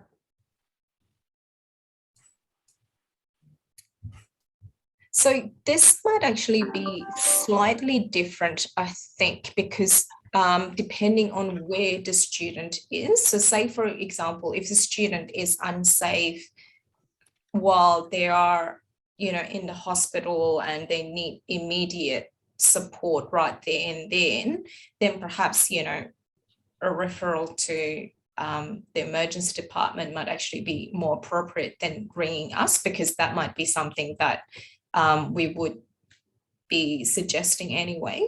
But, you know, we also have a counsellor, you know, like the head of the counselling service, or someone acting on that role. So you're more than welcome to give us a call and, you know, consult with us, and we can sort of, you know, brainstorm, okay, do we actually call an ambulance to the students right there and then, or shall we just, you know, reach out to the student, or what shall we do? So we definitely can do that. So this referral grid is essentially giving you an indicator of risks, you know, like if students on their first day, they're doing okay, and then essentially on the 5th day, they're just so withdrawn, and, you know, they're kind of, I don't know, they just sort of like started not responding, and they're being reckless, or you know, that sort of thing. I mean, I would imagine the hospital will have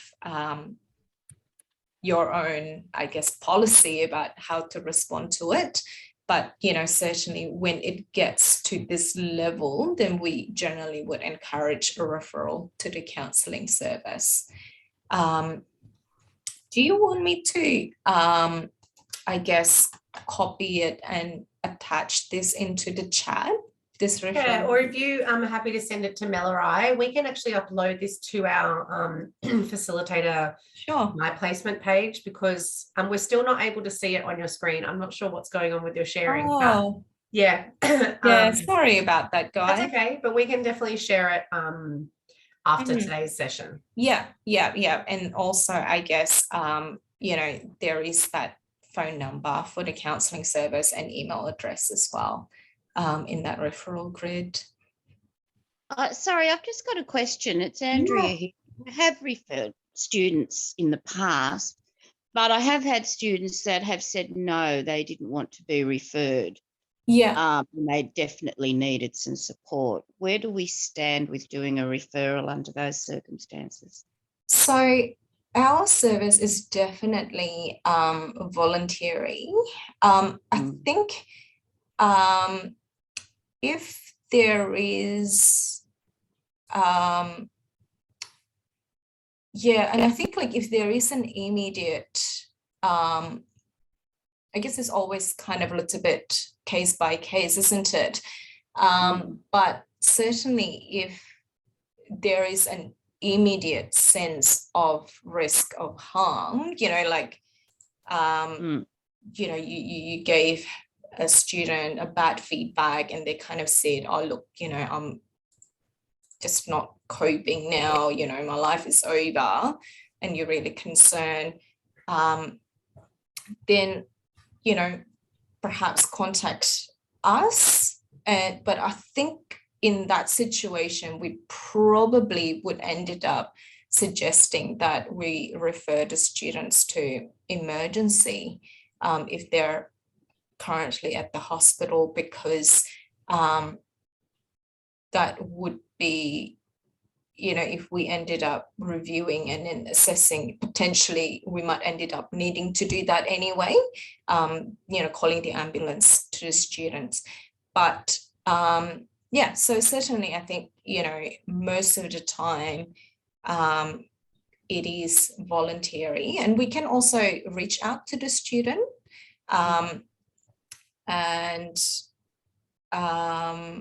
yeah, and in the most sort of critical point, then we do perhaps need to advise, okay, let's involve emergency, but absolutely we can consult on that decision, I suppose, and have a chat with the counsellor about that. Does that sort of answer the question? Yeah, I guess also we could ring up Lucy. Yeah, we have like a duty of care to the student. So I think sometimes those decisions alone are quite onerous, but when we share that duty of care amongst, as a facilitator and the clinical liaison team, and then I can escalate to our senior leaders. I think there are times when the decision is best shared, and we are really happy to do that with you. And, we can liaise with counselling direct and discuss the student. And if there is a direct risk of harm and we have a duty of care, then we can escalate that. But ultimately as well, if there is no direct risk and students deny a request for counselling, then we have to respect that decision also. Yeah, thought so. Yeah. Thanks for that. Viv, we might have to call it there because we have Nat coming on to continue. Definitely. But thank you so much for your time. I know there are a few questions in the chat. I might get them emailed to you and we can get a response and then forward that on from everyone. Definitely. Thank you so much. Appreciate your time. Bye. Thank you. Bye. Thank you. Sorry, we had to cut that a bit because we've got a few things to get through before we call it at 12:30.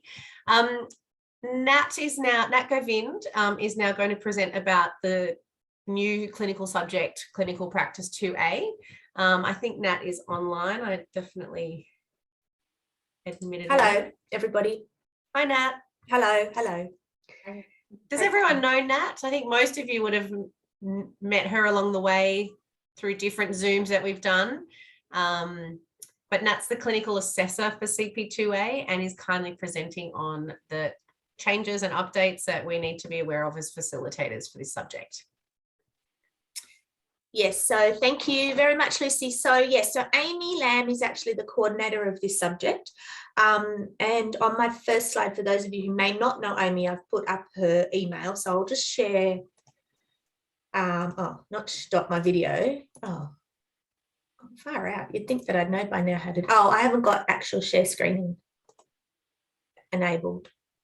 Could you just let me share? Mel, did you make her a host? Yeah, she is. You should be. No, it says host disabled, participant share screening. Yeah.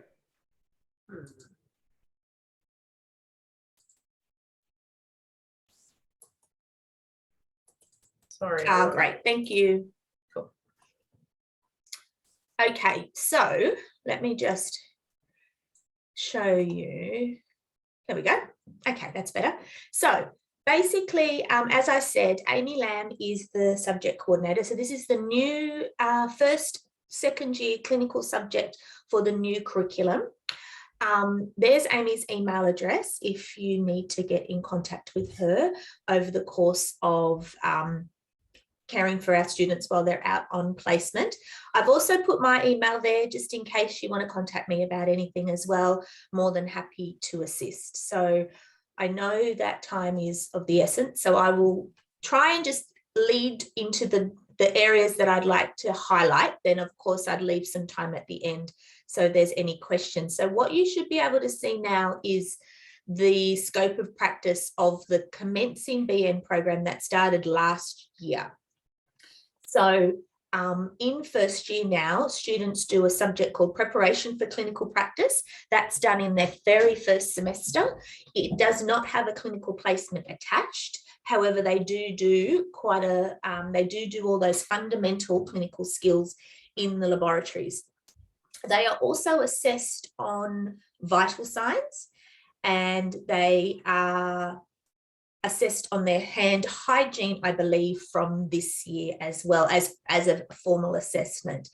But I thought it's good for you to get a bit of context. So these are the skills that the students will come to you with. From spring, so these students that you will see this year in their second year placement would have done last year a subject in spring called Introduction to Clinical Practice. And that had a whole heap of things attached. Some of you may have looked after these students when they were on placement last spring. There were certain clinical skills that had to be demonstrated and marked accordingly on the CAF, and those are highlighted in bold. So what you will notice as we start to progress through this new program, there will be highlighted skills on the scope of practice in bold, and they should be clearly identified as the core skills for that subject. So what that means is that these are the core skills that they will be assessed on at some point in the subject. So it might be in the labs, or it might be whilst they're on placement. And this does not take away from their overall global assessment that is done on the ANSET, but these were the skills that were highlighted that were most important for our undergraduate students to demonstrate based on some research that was done, as well as these are the skills that AMAC have approved for our program. So as you can see, we have these up the top as the main skills, the highlighted core skills, and for preparation for clinical practice. And these are the highlighted core skills for ICP. Now, just to draw your attention on the fact that helping a person out of bed, bed bathing a dependent person, are skills that are actually taught in preparations for clinical practice, but because they don't have a clinical subject, clinical placement attached to that subject, they are assessed down here.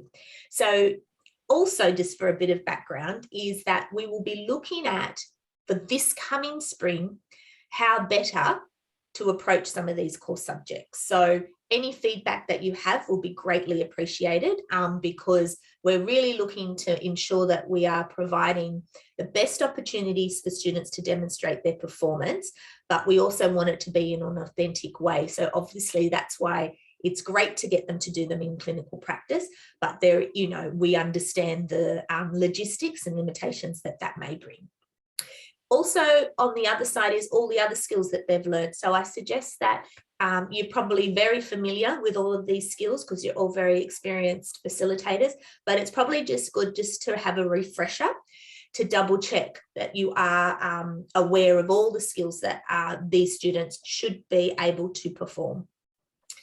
And then we move on to the new clinical subject for second year. So what you will, you may not be aware, or some of you may be aware, in the old program, we had a subject called medical surgical nursing, and there was lots of things in that one subject. So now you'll find that it's 2A and 2B, which is clinical practice 2B that will come in spring. We've sort of taken medical surgical nursing and a couple of other core components and split it across the year. So some of the things that you may be used to seeing in medical surgical nursing will not appear in clinical practice 2B, in 2A, because they will appear in 2B. So let's have a look at what clinical practice 2A is about. Firstly, when they go on practice, it is assumed that they will do all of their first year skills, plus these new skills that they've learnt this session. The core skills that they have in place is IV medication calculation, administration of IV fluid therapy, and that includes priming, commencing, and using a pump, pain assessment, PCA observations, use of nasal prongs, and post-operative care.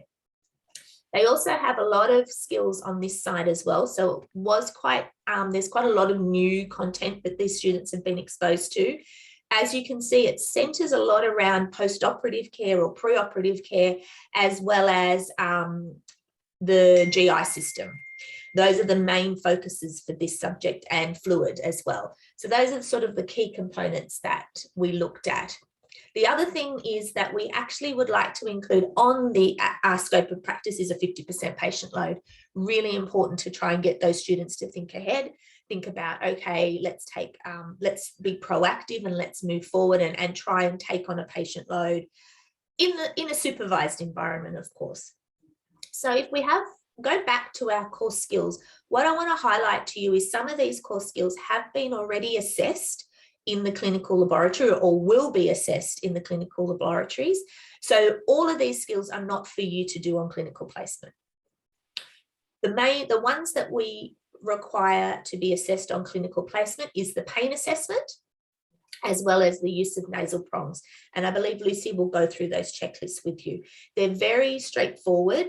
They're quite generic in their approach. So it's really about you supporting the students to find opportunities to complete these skills.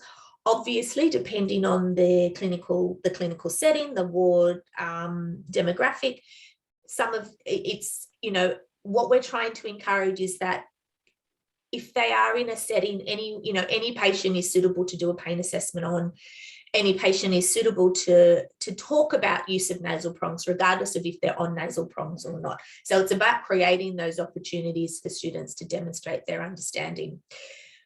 They have completed an assessment, or they will be completing an assessment on administration of IV fluids.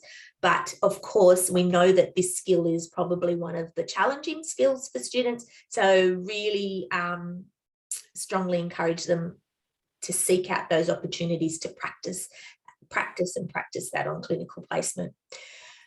PCA observations, so they did do they're doing an assessment on that as well, because obviously we can't guarantee that every student will get an opportunity to see a PCA at the bedside.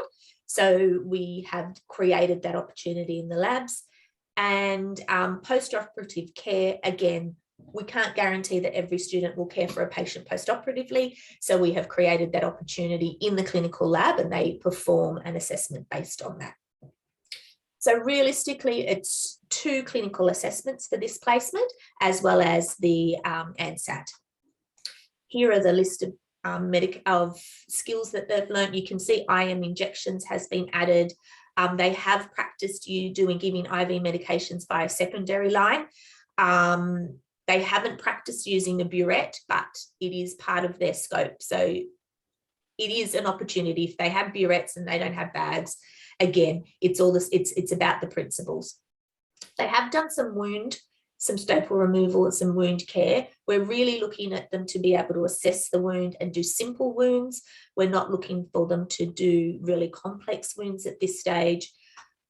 Would be great if they can. They've done a lot of work on fluid assessment and managing a patient in hypo and hypovolemia and looking for changes post-operatively. So those are things that you could easily bring into your facilitation for discussion at debrief or at the bedside with the student, where you really want to push their critical thinking and understanding and clinical reasoning. So I'm hoping on this side I've made it a little bit clearer for what has been assessed in labs, what will be assessed on placement, and that students are expected to be able to demonstrate these skills as well as all of first year, and that it's highly recommended. So just constant encouragement for students to be proactive in practicing their skills and caring for patients and potentially taking on a patient load. Other thing I would like to highlight is actually, even though it's one subject, 2 cohorts have entered this subject. Similar to previous years, we have an EN cohort, and they started this year, and this will be their first clinical placement associated with their Bachelor of Nursing program. For all the ENs, they do have to enter the program with some clinical experience.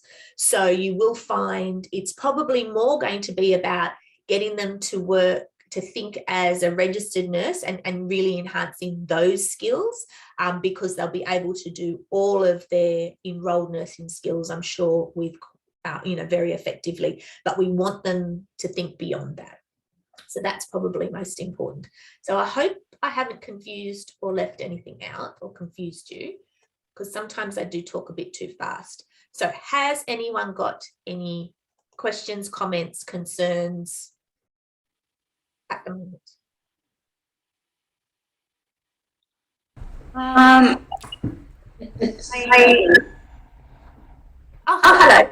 Hi.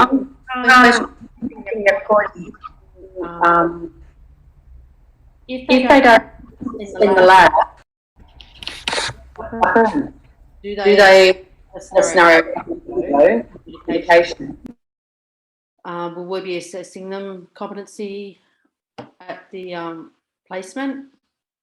Sorry, could you repeat your question, because I couldn't hear the first part. Okay, so in regards to if they don't pass in the lab, will they still be attending placement?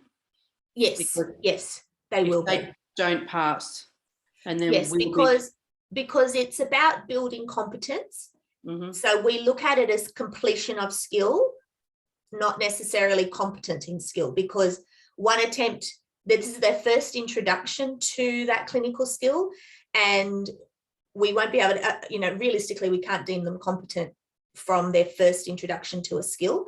So they will practice the skill, they'll get feedback. So if, for example, they're not successful in passing their IV fluid therapy skill, we will be encourage them to seek opportunities to practice in the practice lab, talk to their facilitator and say, look, this is the skill that I found most challenging. Can you please help me find opportunities to demonstrate that? Because what we're looking for is, because it's we're looking at second year as a whole complete year rather than just a subject. At the end of second year, what we're hoping to do is what you mentioned, is really doing a complex assessment in the labs around their understanding before they go to third year. And that's where we may be placing in some hurdles. Okay, thank you. That's okay. On that note, I might just add, so on the placement, if you do your clinical appraisal and you find that they are not yet meeting the requirements, then our normal cascade of events would occur. A learning support plan would be put in place. They would be unsatisfactory at formative, and then we progress on. So, it's not a stop, pass, fail experience. It's the same as what it was for ICP, and it's the same kind of concept. Is there are learning objectives, the skills are objectives, but we offer them the supportive nature of the learning support plans, etc., etc. Can I ask you, the core skills is just those two? Do you have any other options? Because, say, for example, if the students are allocated in an HK ward, there may not be an IV fluid, or there may not be even some wards, they may not even use an oxygen nasal prongs sometimes. Sure. So that's why when we were looking at this subject development, we were very conscious of the fact that the skills that needed to be done on placement needed to be things that potentially you could do anywhere. So even if they're in an aged care ward, you can do a pain assessment on a patient. Yeah, nasal prongs, what you can do is you can ask the student to demonstrate how they would apply nasal prongs and the thinking behind it, even on a patient that doesn't have nasal prongs, if they agree. So if the patient is happy to have the student demonstrate the skill, doesn't necessarily mean they have to turn on the oxygen, but they can say to you, you can create a learning opportunity at the bedside, regardless of if the patient's on oxygen or not.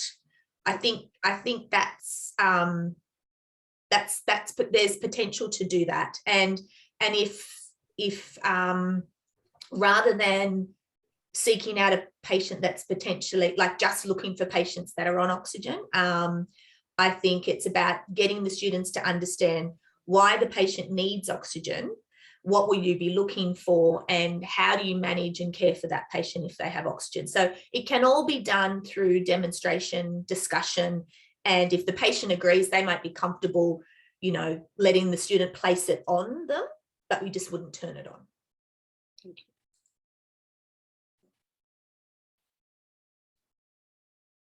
Also, with the subcut, I have one question came up. It includes both heparin and pre-prepared Clexane. Okay, so I appreciate there was some confusion around the subcut clinical skill last year. Yeah. That has now been, so what you will see in the new, not in the new, but in the current scope of practice, it just says subcut administration. So the student can administer subcut injections. They don't have to be pre-filled syringes. They just have to be practicing the principles of safe administration of a subcut injection. Obviously not an S8. Thank you. Yeah. So you may find students will seek out those opportunities because they may not have been able to do that last year. So I suppose it's having those conversations with students, or I know that you contacted them beforehand. It's even giving them the heads up and saying, hey, come with a list of things that you really want to get, you really want to develop. It's important that their buddy nurses know what they want to work on, because it gives them something to, we're all doing people. We like to know what we need to do. If they turn up and say, look, I really want to practice vital signs, whatever it is, then at least then the nurse they're working with goes, great, I will look for those opportunities. And I think because it's, everywhere's short-staffed, everywhere's busy, we're in a different place at the moment in the clinical environment. I think the more proactive you encourage your students to be, and we will be doing the same from this end before they arrive to clinical placement, but I think the more we can get them to take a little bit of ownership and drive their learning, the better the experience for everybody. Thank you. I think you make a good point, Gabrielle. I'm kind of, I don't want to be a Nazi and constantly tell them and remind them that they've got these assessments that they need to do and, facilitating currently. And it's just, it's totally, I think they need to drive and to tell me when they're ready to talk through about nasal prongs and to talk through about when they're ready to do a pain assessment. And if I find them in that clinical setting and they said, oh, Gabrielle, patient's in pain, then I will say, okay, would you like to take this opportunity to do it then? But really putting it in their hands to tell me when they're ready. I guess when it starts to come really close and the 2 weeks is almost up, then you have to be like, so are you planning on considering doing it anytime soon? And I do agree. And I think if you're upfront with students from the start and you set those parameters, it's good guidelines, good guidance for them. But also it's about, okay, in the next couple of days, you're going to need to tell me when you're going to be ready. And I think it's just giving those parameters so they know that it's coming. But it doesn't mean it has to happen right this second. But it's like, oh, I better start, I better ask my RN if I can just do a couple of practice runs with her. And, but yeah, I do think I think that's definitely what Amy will be doing in leading up to clinical placement, is really going to be encouraging students to be proactive in that space because of the current demands. Well, the current demands on the system are going to be there for a little while yet. So if they can move into that space and appreciate that space, which they should because they've done a clinical placement during the last 12 months in the current climate. So hopefully majority will come with readiness and a keen sense of learning, but we'll always have some that may not be there yet. And need a little bit of a push. Now I might show the forms now. Yes, okay, all right. So are you right if I do still need absolutely. Me? Okay. Thank you. And then no worries. Just so everyone knows, we'll be doing a CP2A update when placements are on as part of a Zoom, so that when you're actually facilitating students, we can have another chat with Amy or Nat then. So yeah, thank you. And then but by all means, if you've got any questions, concerns, feedback, please let us know, because that's the only way we make things better. And because you literally are our link to our students becoming terrific graduates. So I really appreciate it on behalf of Amy and I. We very much appreciate all your work. Thank you. Thanks, Nat. Appreciate it. Bye. All right, everyone. So what I'm going to do is share my screen. This is the CAF for CP2A. It looks, can everyone see that one? Yeah. It looks exactly the same as every other CAF with 3 differences. If we scroll down, in standard 4 for comprehensively conducts assessments, they've requested that we use the pain assessment as the example. So the situation, because you're all going to be doing a pain assessment, the request is that you document that as a SAO so that it can be directly, that comment and that feedback can be there for the student. You could also use your nasal prongs assessment. And if you scroll right down at the bottom under clinical appraisal forms, there's pain assessment and nasal prongs. And the terminology that they've requested is completed and not yet completed. And that is a little bit different to, it's not competent, it's just completed, not yet completed. And I struggled a little bit with that language at the beginning, but really what they're saying is if you've completed it and you're competent, move on. If you're not yet competent, then you get the learning support plan and that cascade kind of begins. Okay, so it is a little bit different, and they are looking to change the language of that in the subject outline, but currently as it stands, it is completed, not yet completed. Now I'm going to show you now the 2 clinical competency assessments. They look a little bit different to the ones that were used in ICP, which were downloaded directly from the textbook. I have created these as Word documents and popped the standards in on the left.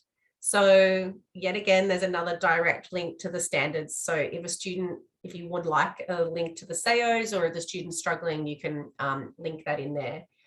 Essentially what we're saying is competent, not yet competent, and not applicable. I appreciate that the wording in some of these appraisal forms is quite wordy and it's very prescriptive. Like it really clearly steps it out. So you're going to have to use your clinical judgment as facilitators as to what is the core component. And you're able to write a comment there. And as per usual, or as per previously, the student will download the form, print it, and bring it to you. And then you'll complete the form and they will upload it onto my placement as evidence. All you need to do is tick on the CAF that they've completed it or not yet completed it. We're not asking you to upload documents and scan and all that kind of stuff. That's on the student to upload that as evidence. The use of nasal prongs one is exactly the same format, just obviously different content. Any questions about CP2A?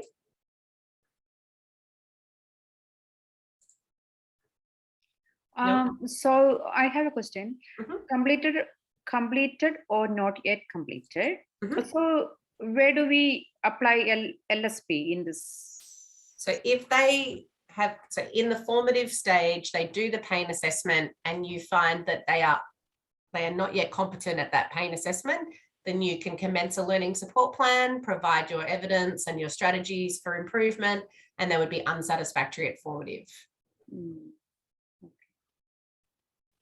So if you tick not yet completed, it means they've not had a chance to complete that skill. Okay. So in ICP in 2021, there were a lot of moments when people could not complete the skill. So when they came to us and said, these are the skills for clinical practice 2A, I said, well, we cannot have PCAs because there's no guarantee that every student's going to complete that. Even with IV therapy, we can't guarantee that students in second year are going to get a placement where they're going to get exposure to IV therapy. So that is all being done in the labs. And essentially the skills that we approved to have in CP2A, I mean, I would be very surprised if a student couldn't complete nasal prong assessment and pain assessment on placement. Oh, that's easy, very easy. Yeah, so that's, I think, when our first year ICP subject comes back again next session, there might be some changes to it as well. So it's a work in progress, this new curriculum. Nothing's perfect. It's the rollout has definitely had some issues, but that hopefully, the more we redo subjects, we do them again and again, then we'll learn from all of that. Okay, we're going to do a CP2A update closer to the time. So for facilitators facilitating in that subject, you can log in. For those where it's not relevant, we understand, you don't have to join. But I'm just going to share my screen once again for some final updates, and then we're going to be done.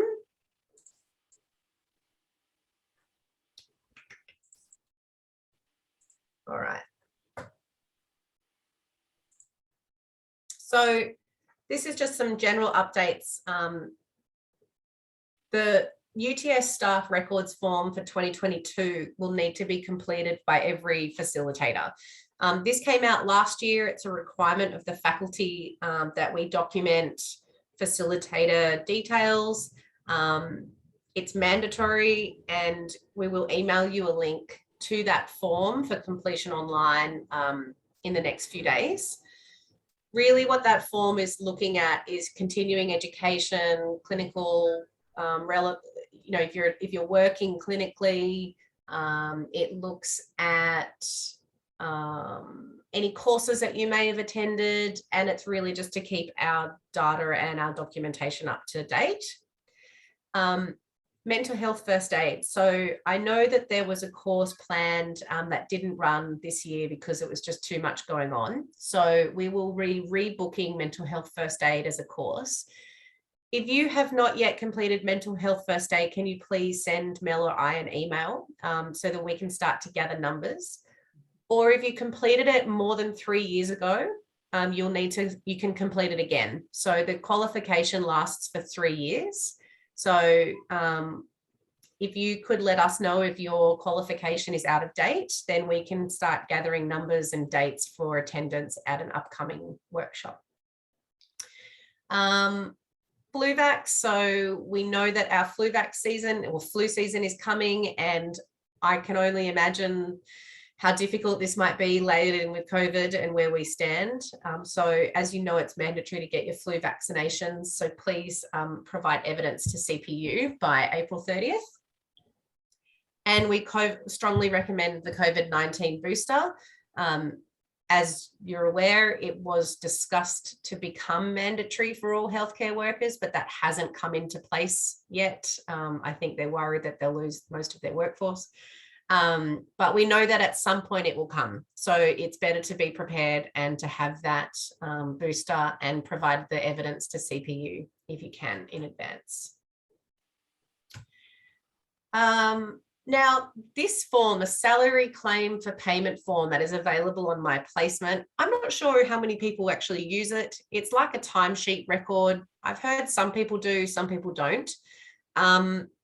Really, what we're looking for is when you do split shifts, so when you might do a 10 till 7 shift or a 7 till 3 shift one day, you know, when as a facilitator, you're required to work a variety of different hours, we require you to complete this form so that we know, and we have a work health and safety reporting requirement to know when you were at work with UTS and what those hours were.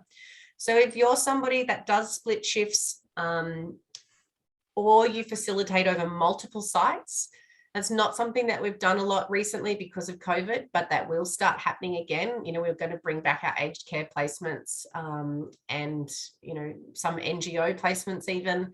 So if you are allocated to multiple sites or split shifts over the AM and the PM, you must complete this form.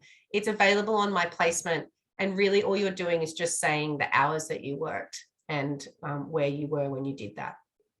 If you have any questions about completing the form, please just let Mel or I know when you're doing your placement. And our fortnightly Zooms will continue into 2022. We are planning to have some guest presenters, and you know, we're always looking for suggestions. We want to make these as useful for you as we can. So if there's an academic who you've heard is doing great things, if there's a topic you want us to find someone to speak about, like let us know in advance and we'll do our best to find someone interesting. It doesn't have to be about student facilitation. It doesn't have to be about a subject. You know, it can just be a point of interest.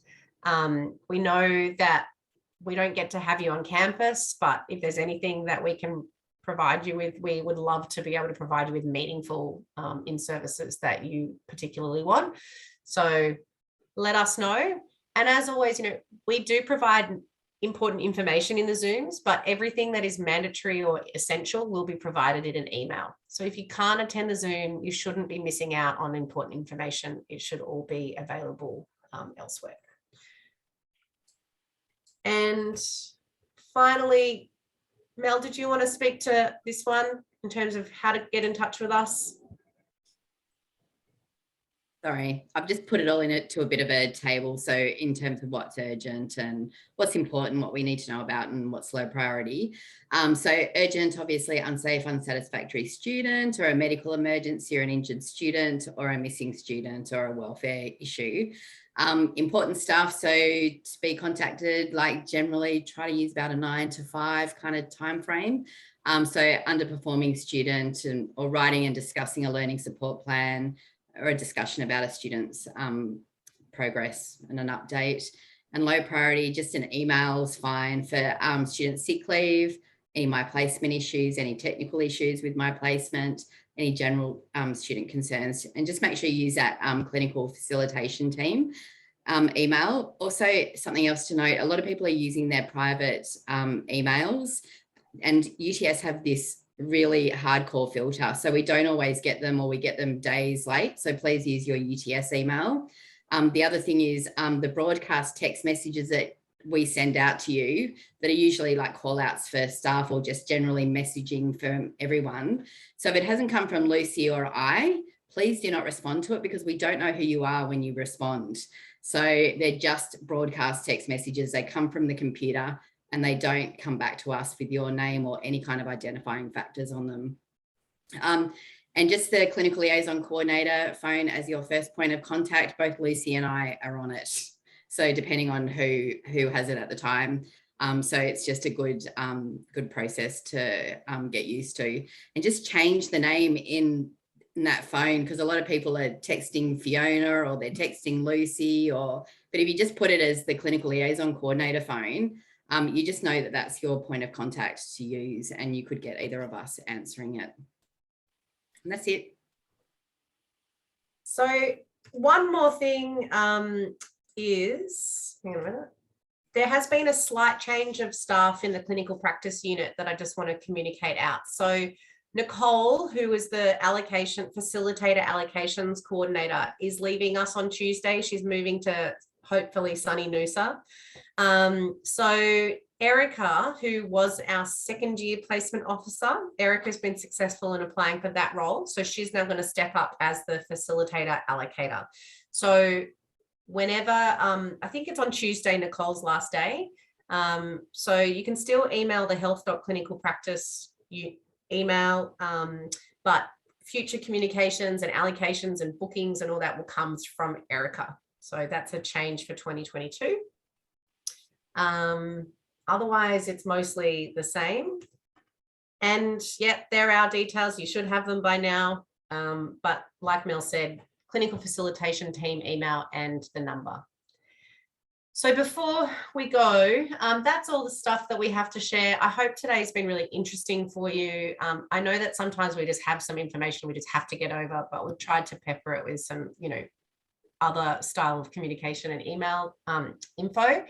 So does anyone have anything they wanted just to add, say, before we sign out for the day? Would you please email us the second last slide, the information about the new CPU stuff? Yeah, we'll send a summary. So we've got another session on Saturday with the other half of the group. Yeah. Next week, we'll send a summary of all the important links and everything from today. Also, I think this time the students would be performing much better than the previous years after the change in the curriculum. I think there's a lot of practice happening in the lab. Yes. Students are much better. I feel like it's going to be much interesting. And yeah, the new curriculum has really tried to remove students being in labs and watching PowerPoints. They're actually in the labs practicing for 5 hours. I think in CP2A they do 4 5-hour lab sessions each, or something crazy. So it's amazing. And I think previously, I remember teaching labs for UTS, you had to deliver content and then practice. So now they've removed that. So they're literally just in the labs practicing the whole time. So you should see a preparedness for practice that I think is a bit different to before. Not only that, there are 2 assessors in the lab at the moment. So that's really, we have a lot of time to be with the student and train them up. Yeah, so I feel like it's really interesting and it's very positive outcome. I think it's this definitely time. I think we've learned a lot from last year, and I don't foresee any issues, and all the hospital educators have all been updated, and I think it's going to be very smooth sailing, exciting. Yeah, fingers crossed. Let's hope so. Yeah. All right, everyone, it's been so lovely to see you, and thanks for zooming in. Next time we'll try and do face-to-face, but Mel and I will hopefully see you out and about, and give us a ring if you have any queries or concerns. Thank you. Great workshop. Thank you. Thanks. Bye, everyone. Thank you. Thank you. Bye.